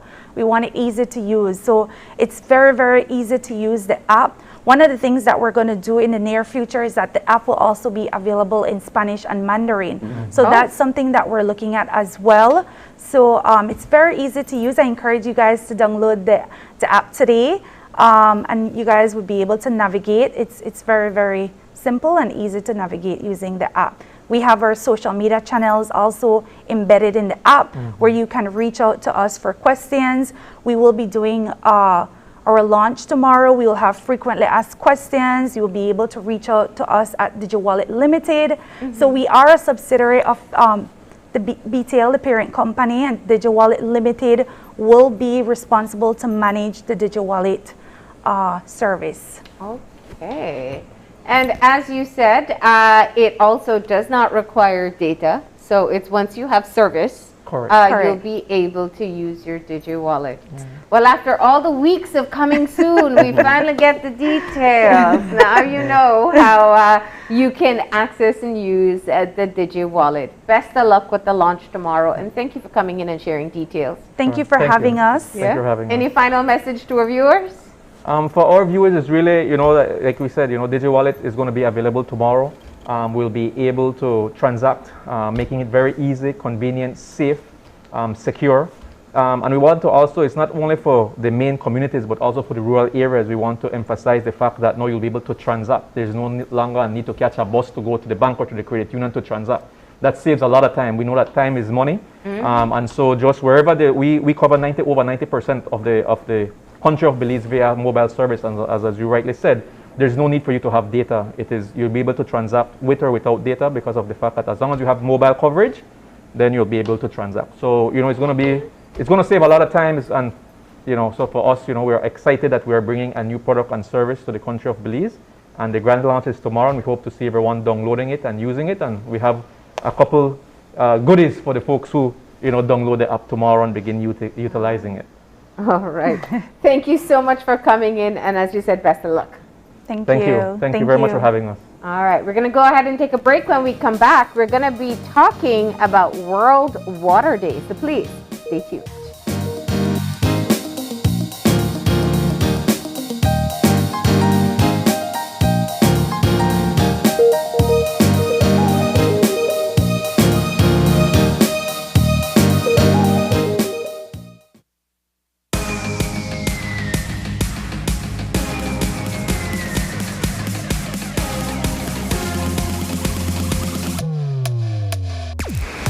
Download the SmartStream app on the Android Play Store and create your account to get access to movies and stream at home or on the go.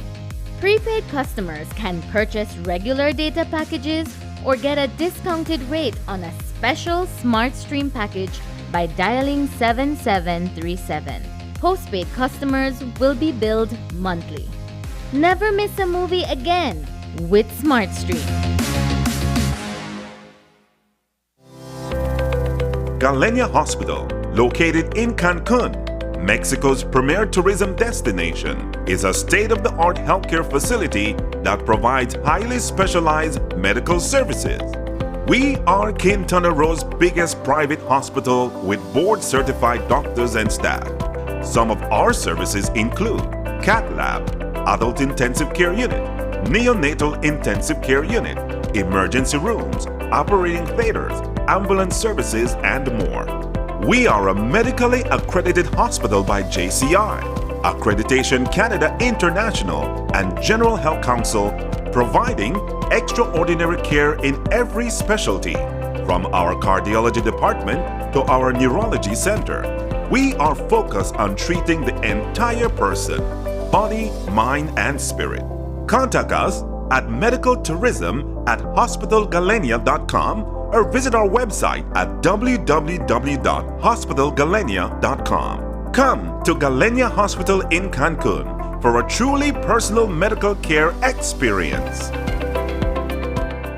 Your life just got a lot less complicated with Belize Bank Contactless MasterCard Debit Card. Introducing our Standard Debit and MasterCard Platinum Debit Cards. Now you can make purchases anywhere MasterCard is accepted with one tap, pay and go. Your contactless card never has to leave your hands, especially in these times. And your card is embedded with multiple layers of security. Platinum card holders get to enjoy extra benefits like price protection, purchase protection, trip inconvenience, and luggage protection, just to name a few. Start enjoying a cashless lifestyle today with the Belize Bank. If you're looking for low-cost television advertising, have we got a deal for you? Advertise on Channel 5's Daily Classifieds. Channel 5's Daily Classifieds is one of the most effective methods for introducing yourself and your business to the community. Use our Daily Classifieds to recruit employees, promote specials, promote your products or services, promote a business opportunity, increase traffic to your website, and advertise items you have for sale. Let us help you save valuable time and money. Call us today at 223-0146 or visit us at our offices on Pony Drive to discuss how we can help your business grow affordably. Channel 5's Daily Classifieds. Advertise today.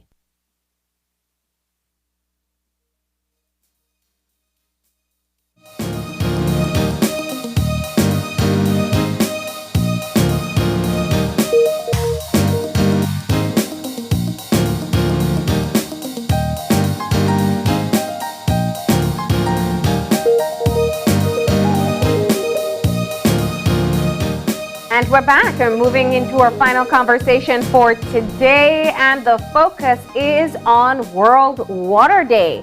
We have with us in studio Rudolph Williams, who is the owner of RW Water Solutions and a member of the World Water Day Committee. Good morning. Good morning. Always interesting to have this conversation, right? Because something we take for granted all the time. Right. Yeah. Yes, yes.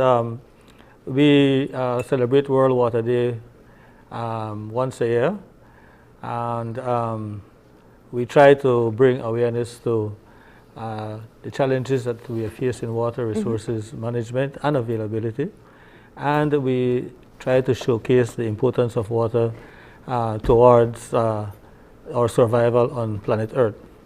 I think sometimes we take water for granted, and in Belize especially, we have relative, I put relative in quotes, abundance of water, and we have very good access to potable water.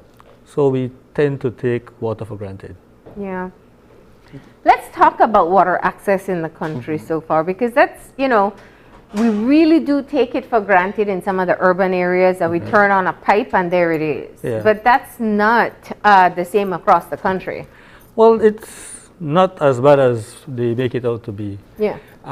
In the urban areas, everyone has good access to water. Generally, the national number is 99.9% access to potable water, right? Yeah. Like you say, it's not, the average doesn't, the average hides the reality. In the urban areas, most of the villages have potable water, but there are a few that still have major challenges to get potable water. Yeah. The Rural Development Department has been doing a good job of trying to make sure that the villages have access to water. Yeah. Their challenge is that they get it, most of them get it from groundwater, and groundwater is very, very variable. Although it's the highest the volume of water stocks in the world, it's very variable, and it's underground. We don't know where it is, really where it is. Yeah. So the challenge is to find it, and the challenge is to take it out in the sufficient quantities and maintain good quality for it. You know, I love when you reference the groundwater and also the reality in Belize. We live next to the sea, and we have usually quite a bit of rain during the course of the year. Right. So we feel very often that scarcity will perhaps never be a problem for us here in Belize when it comes to water. Is that the case? That is, it can be considered the case if we manage our water resources properly. Let me give you an example. In Placencia, in Kikaka, in San Pedro, there was fresh water on those islands and on the peninsula. However, there is no fresh water there now. You mean underground? Underground, right, right. And the problem is that the freshwater lenses that were there were obstructed to provide potable water to increasing population, and they were damaged. The salt water just, it's freshwater lens, we call it, right? The Guy Ben Harrisburg lens, for a big word, right? And there's fresh water sitting on top of salt water. And if you take out the lighter fresh water, then the heavier fresh water will displace the space in the ground. And that has happened in San Pedro, Kikaka, and in Placencia. And you know what replaced those voids in the ground? Wastewater. Oh. And so that's why we have problems, right? And that's one of the things I tell you is that we can say we can have good water availability, but only if we manage it properly. Because water is under the ground still. But how do you manage it when it's not quantifiable? If we don't know how much fresh water is there, how do we manage for an unknown variable? Well, globally, we have an idea how much fresh water is there. There's about 3% of all the water in the world is fresh water.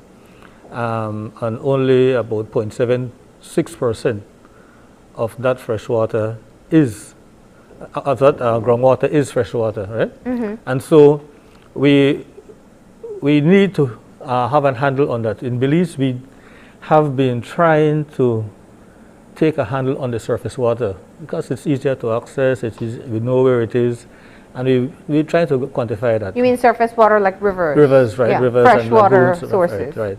Mm-hmm. And but groundwater is under the ground. We don't know where it is. It's difficult to find it, and we can't quantify it properly. So where do we access groundwater in Belize? Oh my! All the villages in Belize access groundwater. The wells. Right, through wells, right?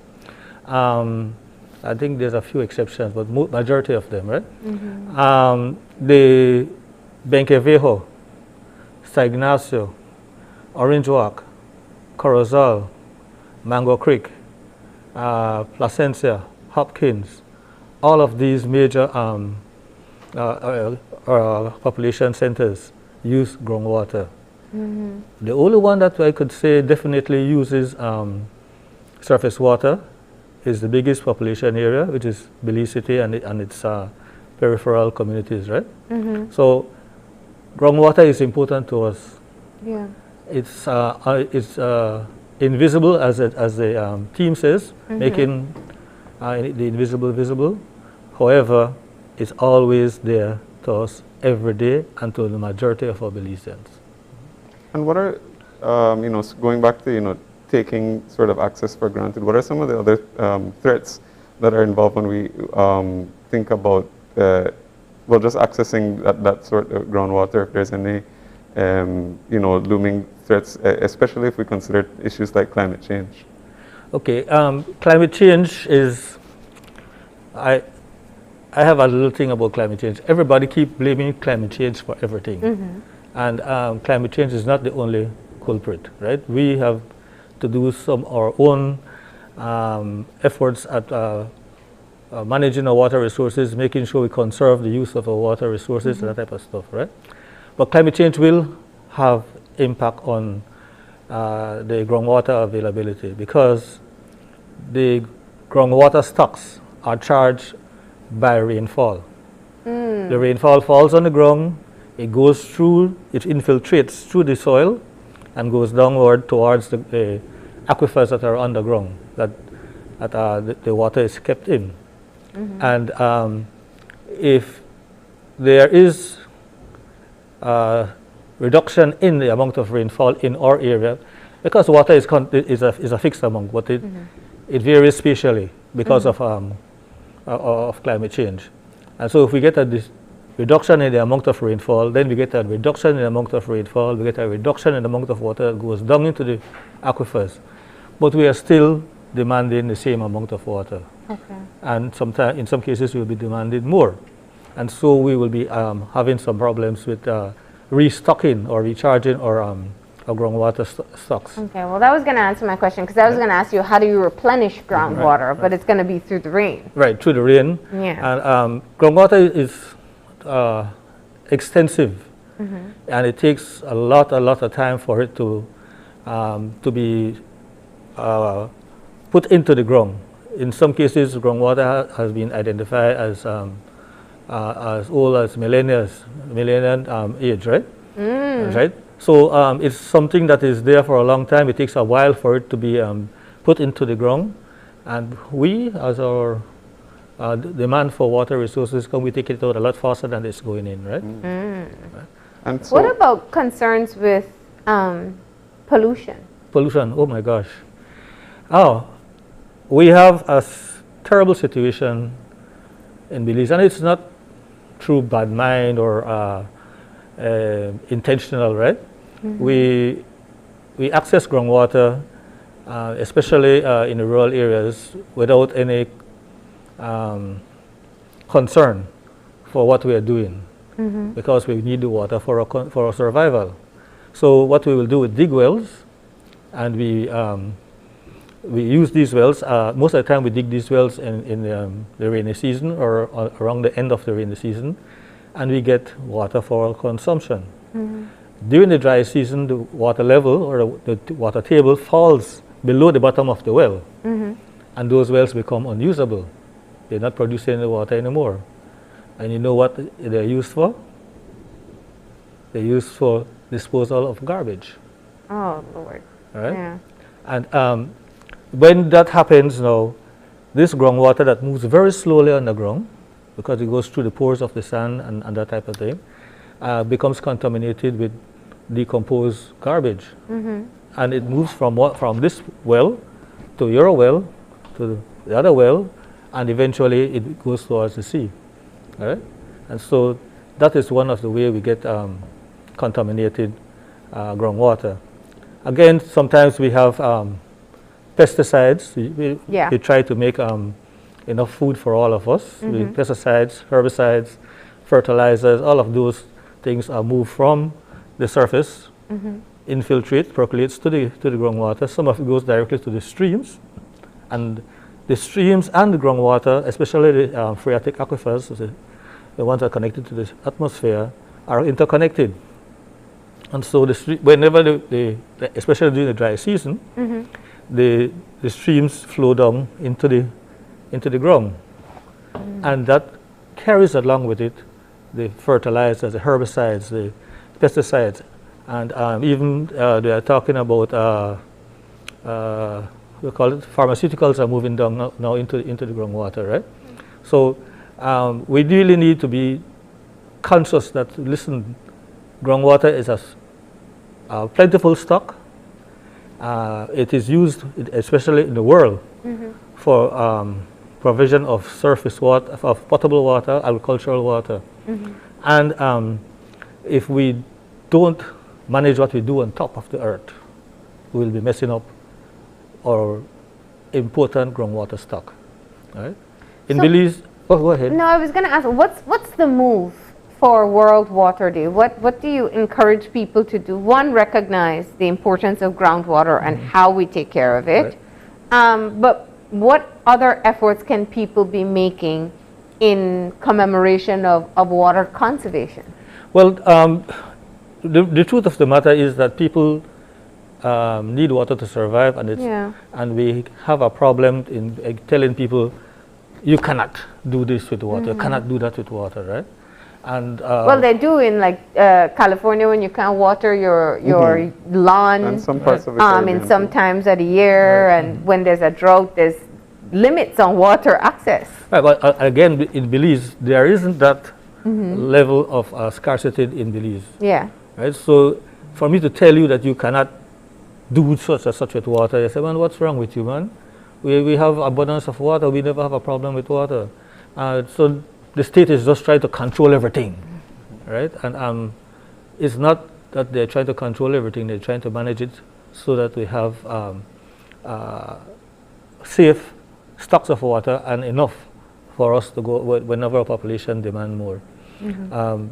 There is the situation with managing our water resources, and we have signed on to the Sustainable Development Goals, which mandates that by 2030 we should have water resources management mechanisms in place. That's not far away from now, but we're not paying attention to it. And so we need to manage our water resources so that the water will be safe. Belize Water Services, all the rural systems are getting water from the natural stocks. The water will be cleaner.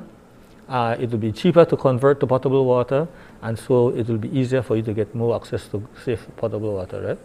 So let me ask a question. One of the fascinating things I find with time is that we kind of go back to old habits, realizing they weren't antiquated. One example is hurricane proof means putting your house on stilts. Right. And there's also, for water conservation, a move to go back to vats. Well, again, I grew up with vats, so I know about that, right? Yeah. But vats are not totally safe. It's a water available to you, but it's not totally safe. Vat water nice. I mean, really and truly, when you get the fresh vat water, it tastes good. But have you ever looked at the end of the dry season when they start to wash out your vat? All right. The scum is at the bottom like that, right? And prior to the onset of the rainy season, right? You usually wash or the first rain, you wash off the roof, and then you look at what is in the gutters. There's a lot of stuff in there.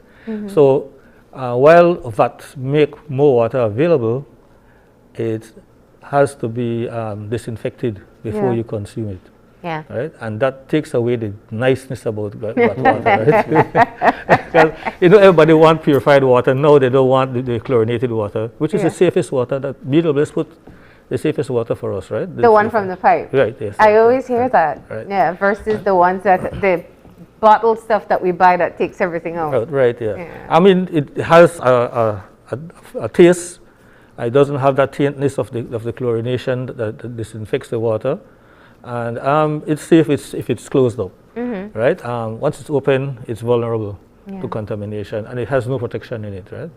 You know, you mentioned San Pedro, and that's one of the areas in the country that still struggles with being able to meet the demand for the water that is needed. And you know, I know it's a BWS question, really. Right. But what do you think in terms of long-term planning for areas of the country that may grow faster than the utilities can provide? Water utility, that is. As a former regulator, the utilities, in this case, Belize Water Services in San Pedro, needs to be proactive and start to plan ahead of the municipal government urban expansion. They need to start to plan ahead of it. They need to look at the projected demand. Do not wait until the demand is there. Look at the projected demand and start to plan for it and talk to the regulators so the regulator can put in the facilities for the charges to be charged to cover the cost of expansion. The challenge we have in this situation is that the utilities and the water boards are all reactive. They're reactive. They're waiting until you go and build a house to say that, listen, I need to put water for you. You don't build a new hotel. Oh, I need to put water for you, right? No.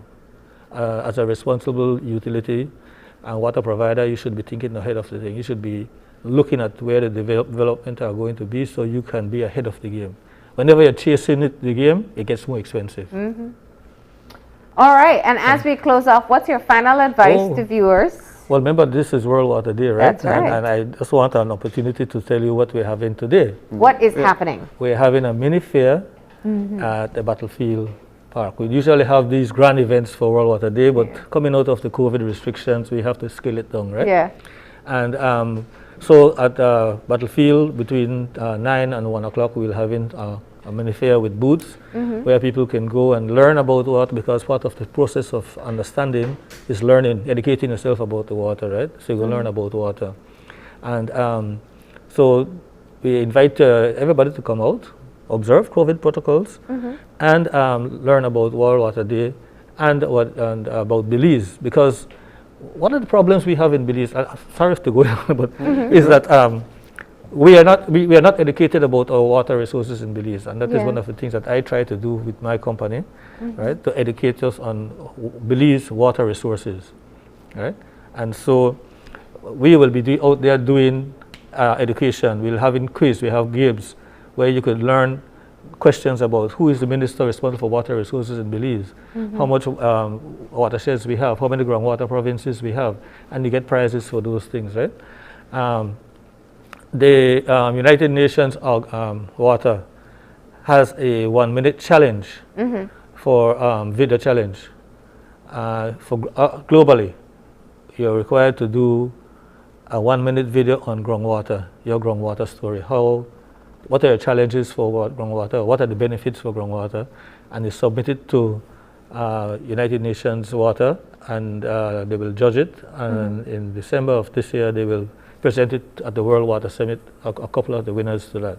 Okay. But in tandem with that, because Belize, we're small and we participate on the global scale, we might get missing. And so we are having our local video channel, 1 minute video channel.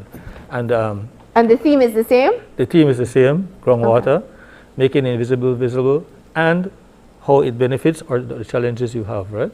Okay. We have some excellent prizes for that, really. We have six prizes, and we have.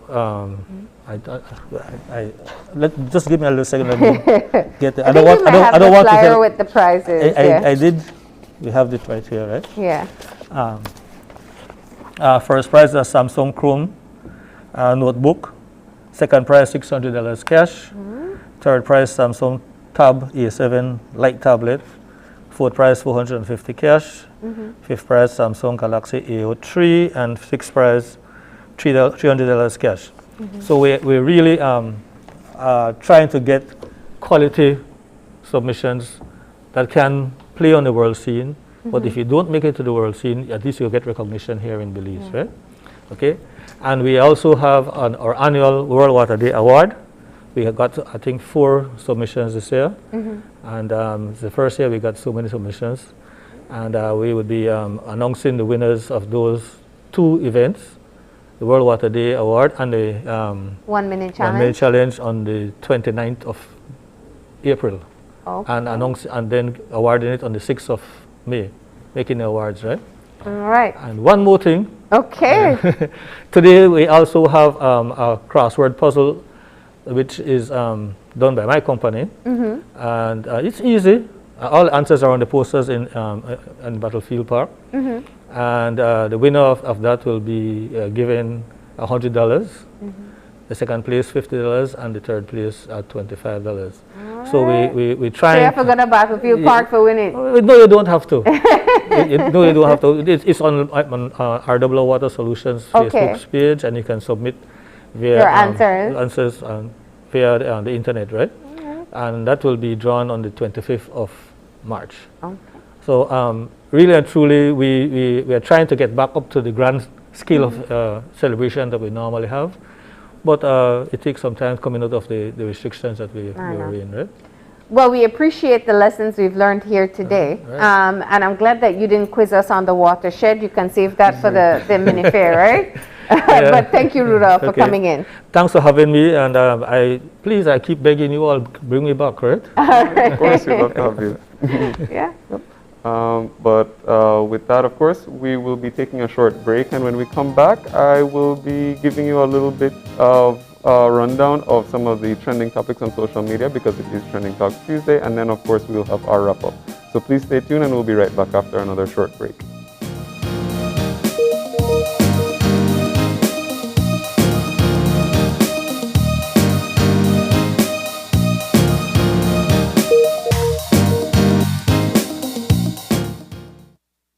Hola usuario de eCash, la aplicación eCash está disponible en español. Cambiar el idioma de tu aplicación de eCash de inglés a español es rápido y sencillo. Déjame mostrarte cómo se hace. Primero, abre tu aplicación eCash. Introduce tu PIN. Toca el icono More en la parte inferior de tu pantalla. Selecciona Security. Selecciona Language. Y luego selecciona Spanish. Vuelve a introducir tu PIN y ya está. Tu aplicación de eCash está ahora en español y puedes seguir disfrutando de tu cartera digital eCash. La aplicación eCash de Belize Bank te hace la vida más fácil. When the UDP was in power, Tracy was voiceless. She said nothing about the rampant corruption, nothing about the hustling, nothing about the land grabs. She said nothing about a Ministry of Housing which built no houses. She said nothing about a Prime Minister who made his family members rich. She said nothing about UDP leaders accused of beating up women. She said nothing when the UDP hogs got richer and the people of Belize got poorer. But suddenly, Tracy now has a lot to say. In the House, she will talk and talk and talk and talk. The hypocrisy is real. This is the people's house, Tracy, and they know exactly who you are. Remember that.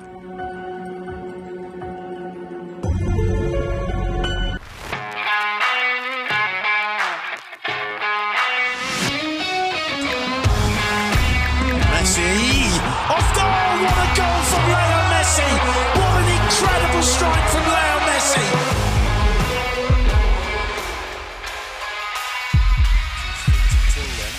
Neymar and Messi is standing over this. Messi. Off goal! What a goal from Leo Great Messi! entertainment stays with you, and we bring you great entertainment. Next Gen, the ultimate digital experience.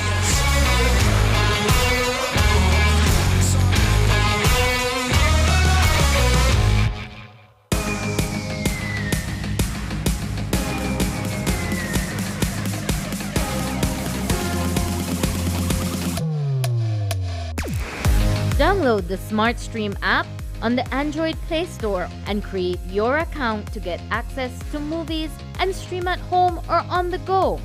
Prepaid customers can purchase regular data packages or get a discounted rate on a special SmartStream package by dialing 7737. Postpaid customers will be billed monthly. Never miss a movie again with SmartStream.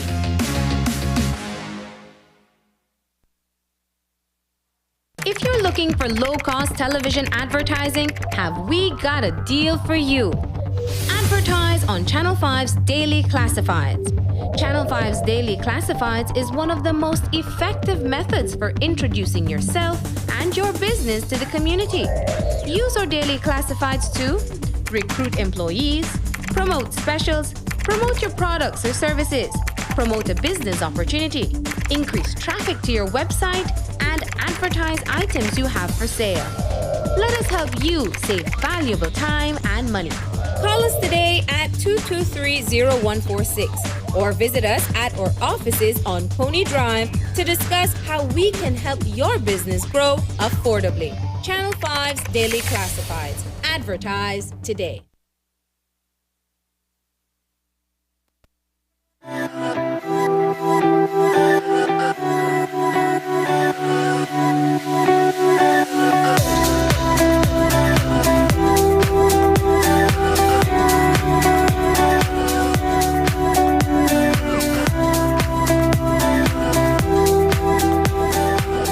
And we are back. And if you're joining us right now, we are almost at the wrap-up of our show, but because it is Tuesday, I am going to be breaking down some of what has been trending on social media, both locally and internationally, over the past few days on Trending Talks Tuesdays. Now, today we're going to start with a pretty interesting story that was trending mainly yesterday. And we're going to talk a little bit about Kylie Jenner again. And Kylie Jenner, of course, is a very famous influencer, business mogul, and of course she recently celebrated the birth of her second child.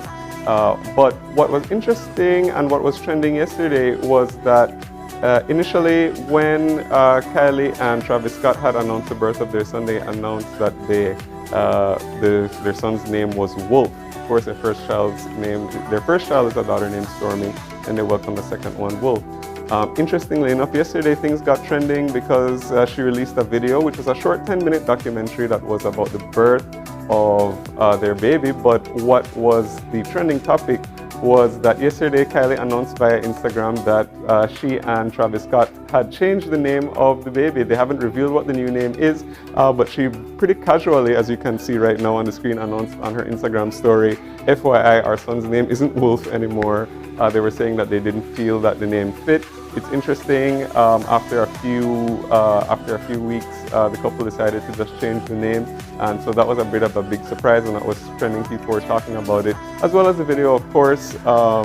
And we'll be waiting to see what the baby's new name is based, of course, on the first two that they've chosen. It's probably going to be another interesting one. We saw another interesting baby name last week when it came out that Elon Musk and Grant had welcomed their second child.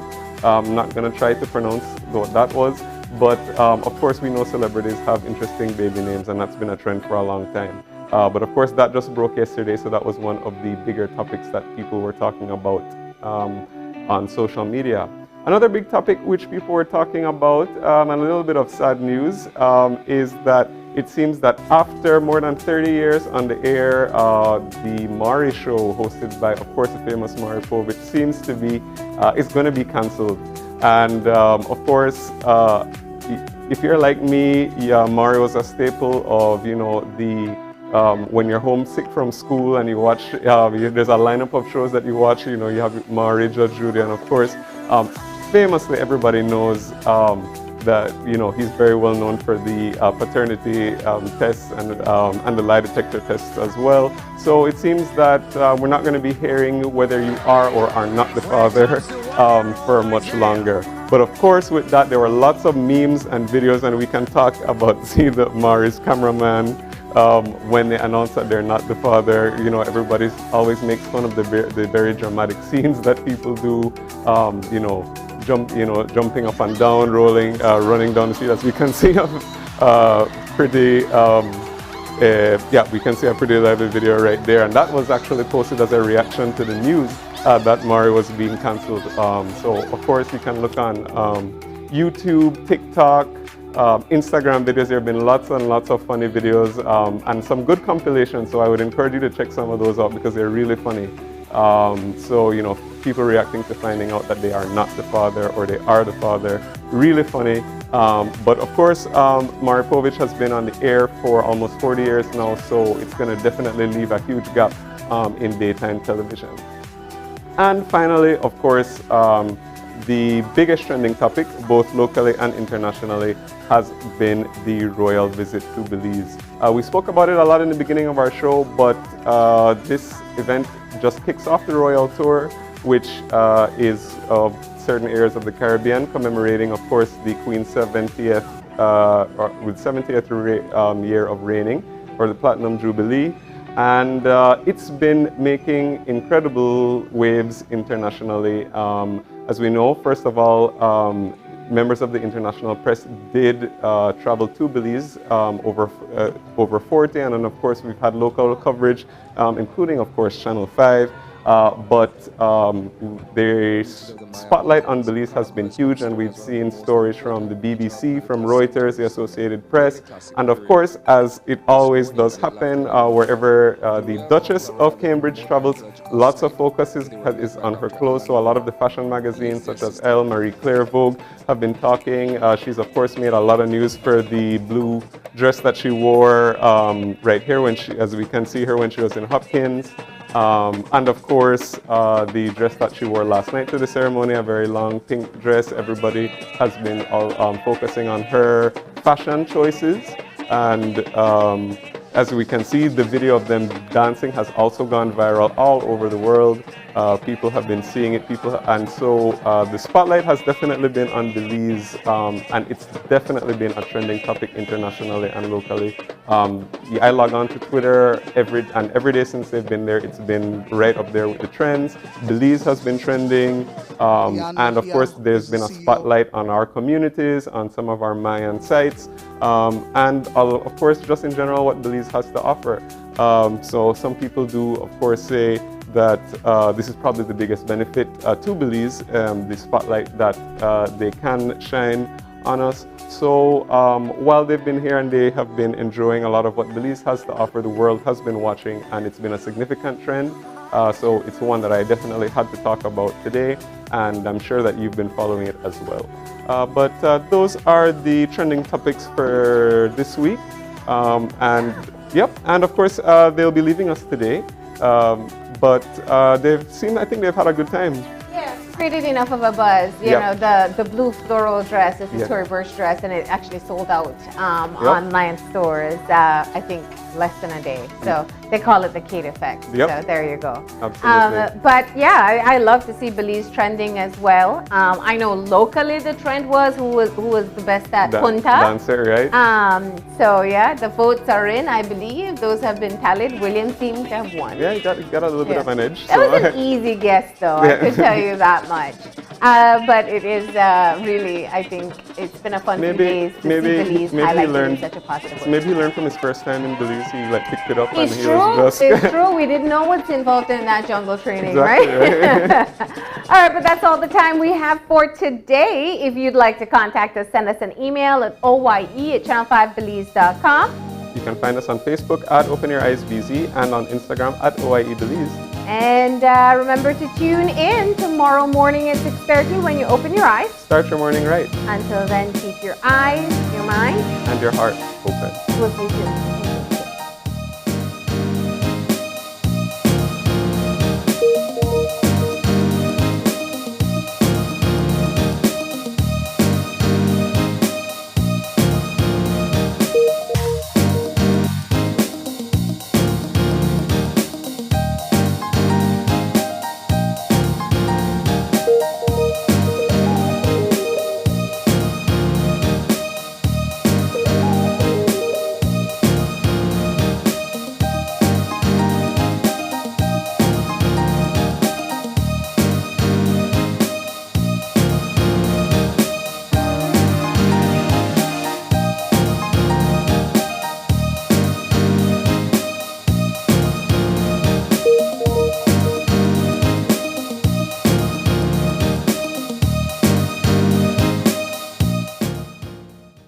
Open Your Eyes was brought to you by the Belize Bank.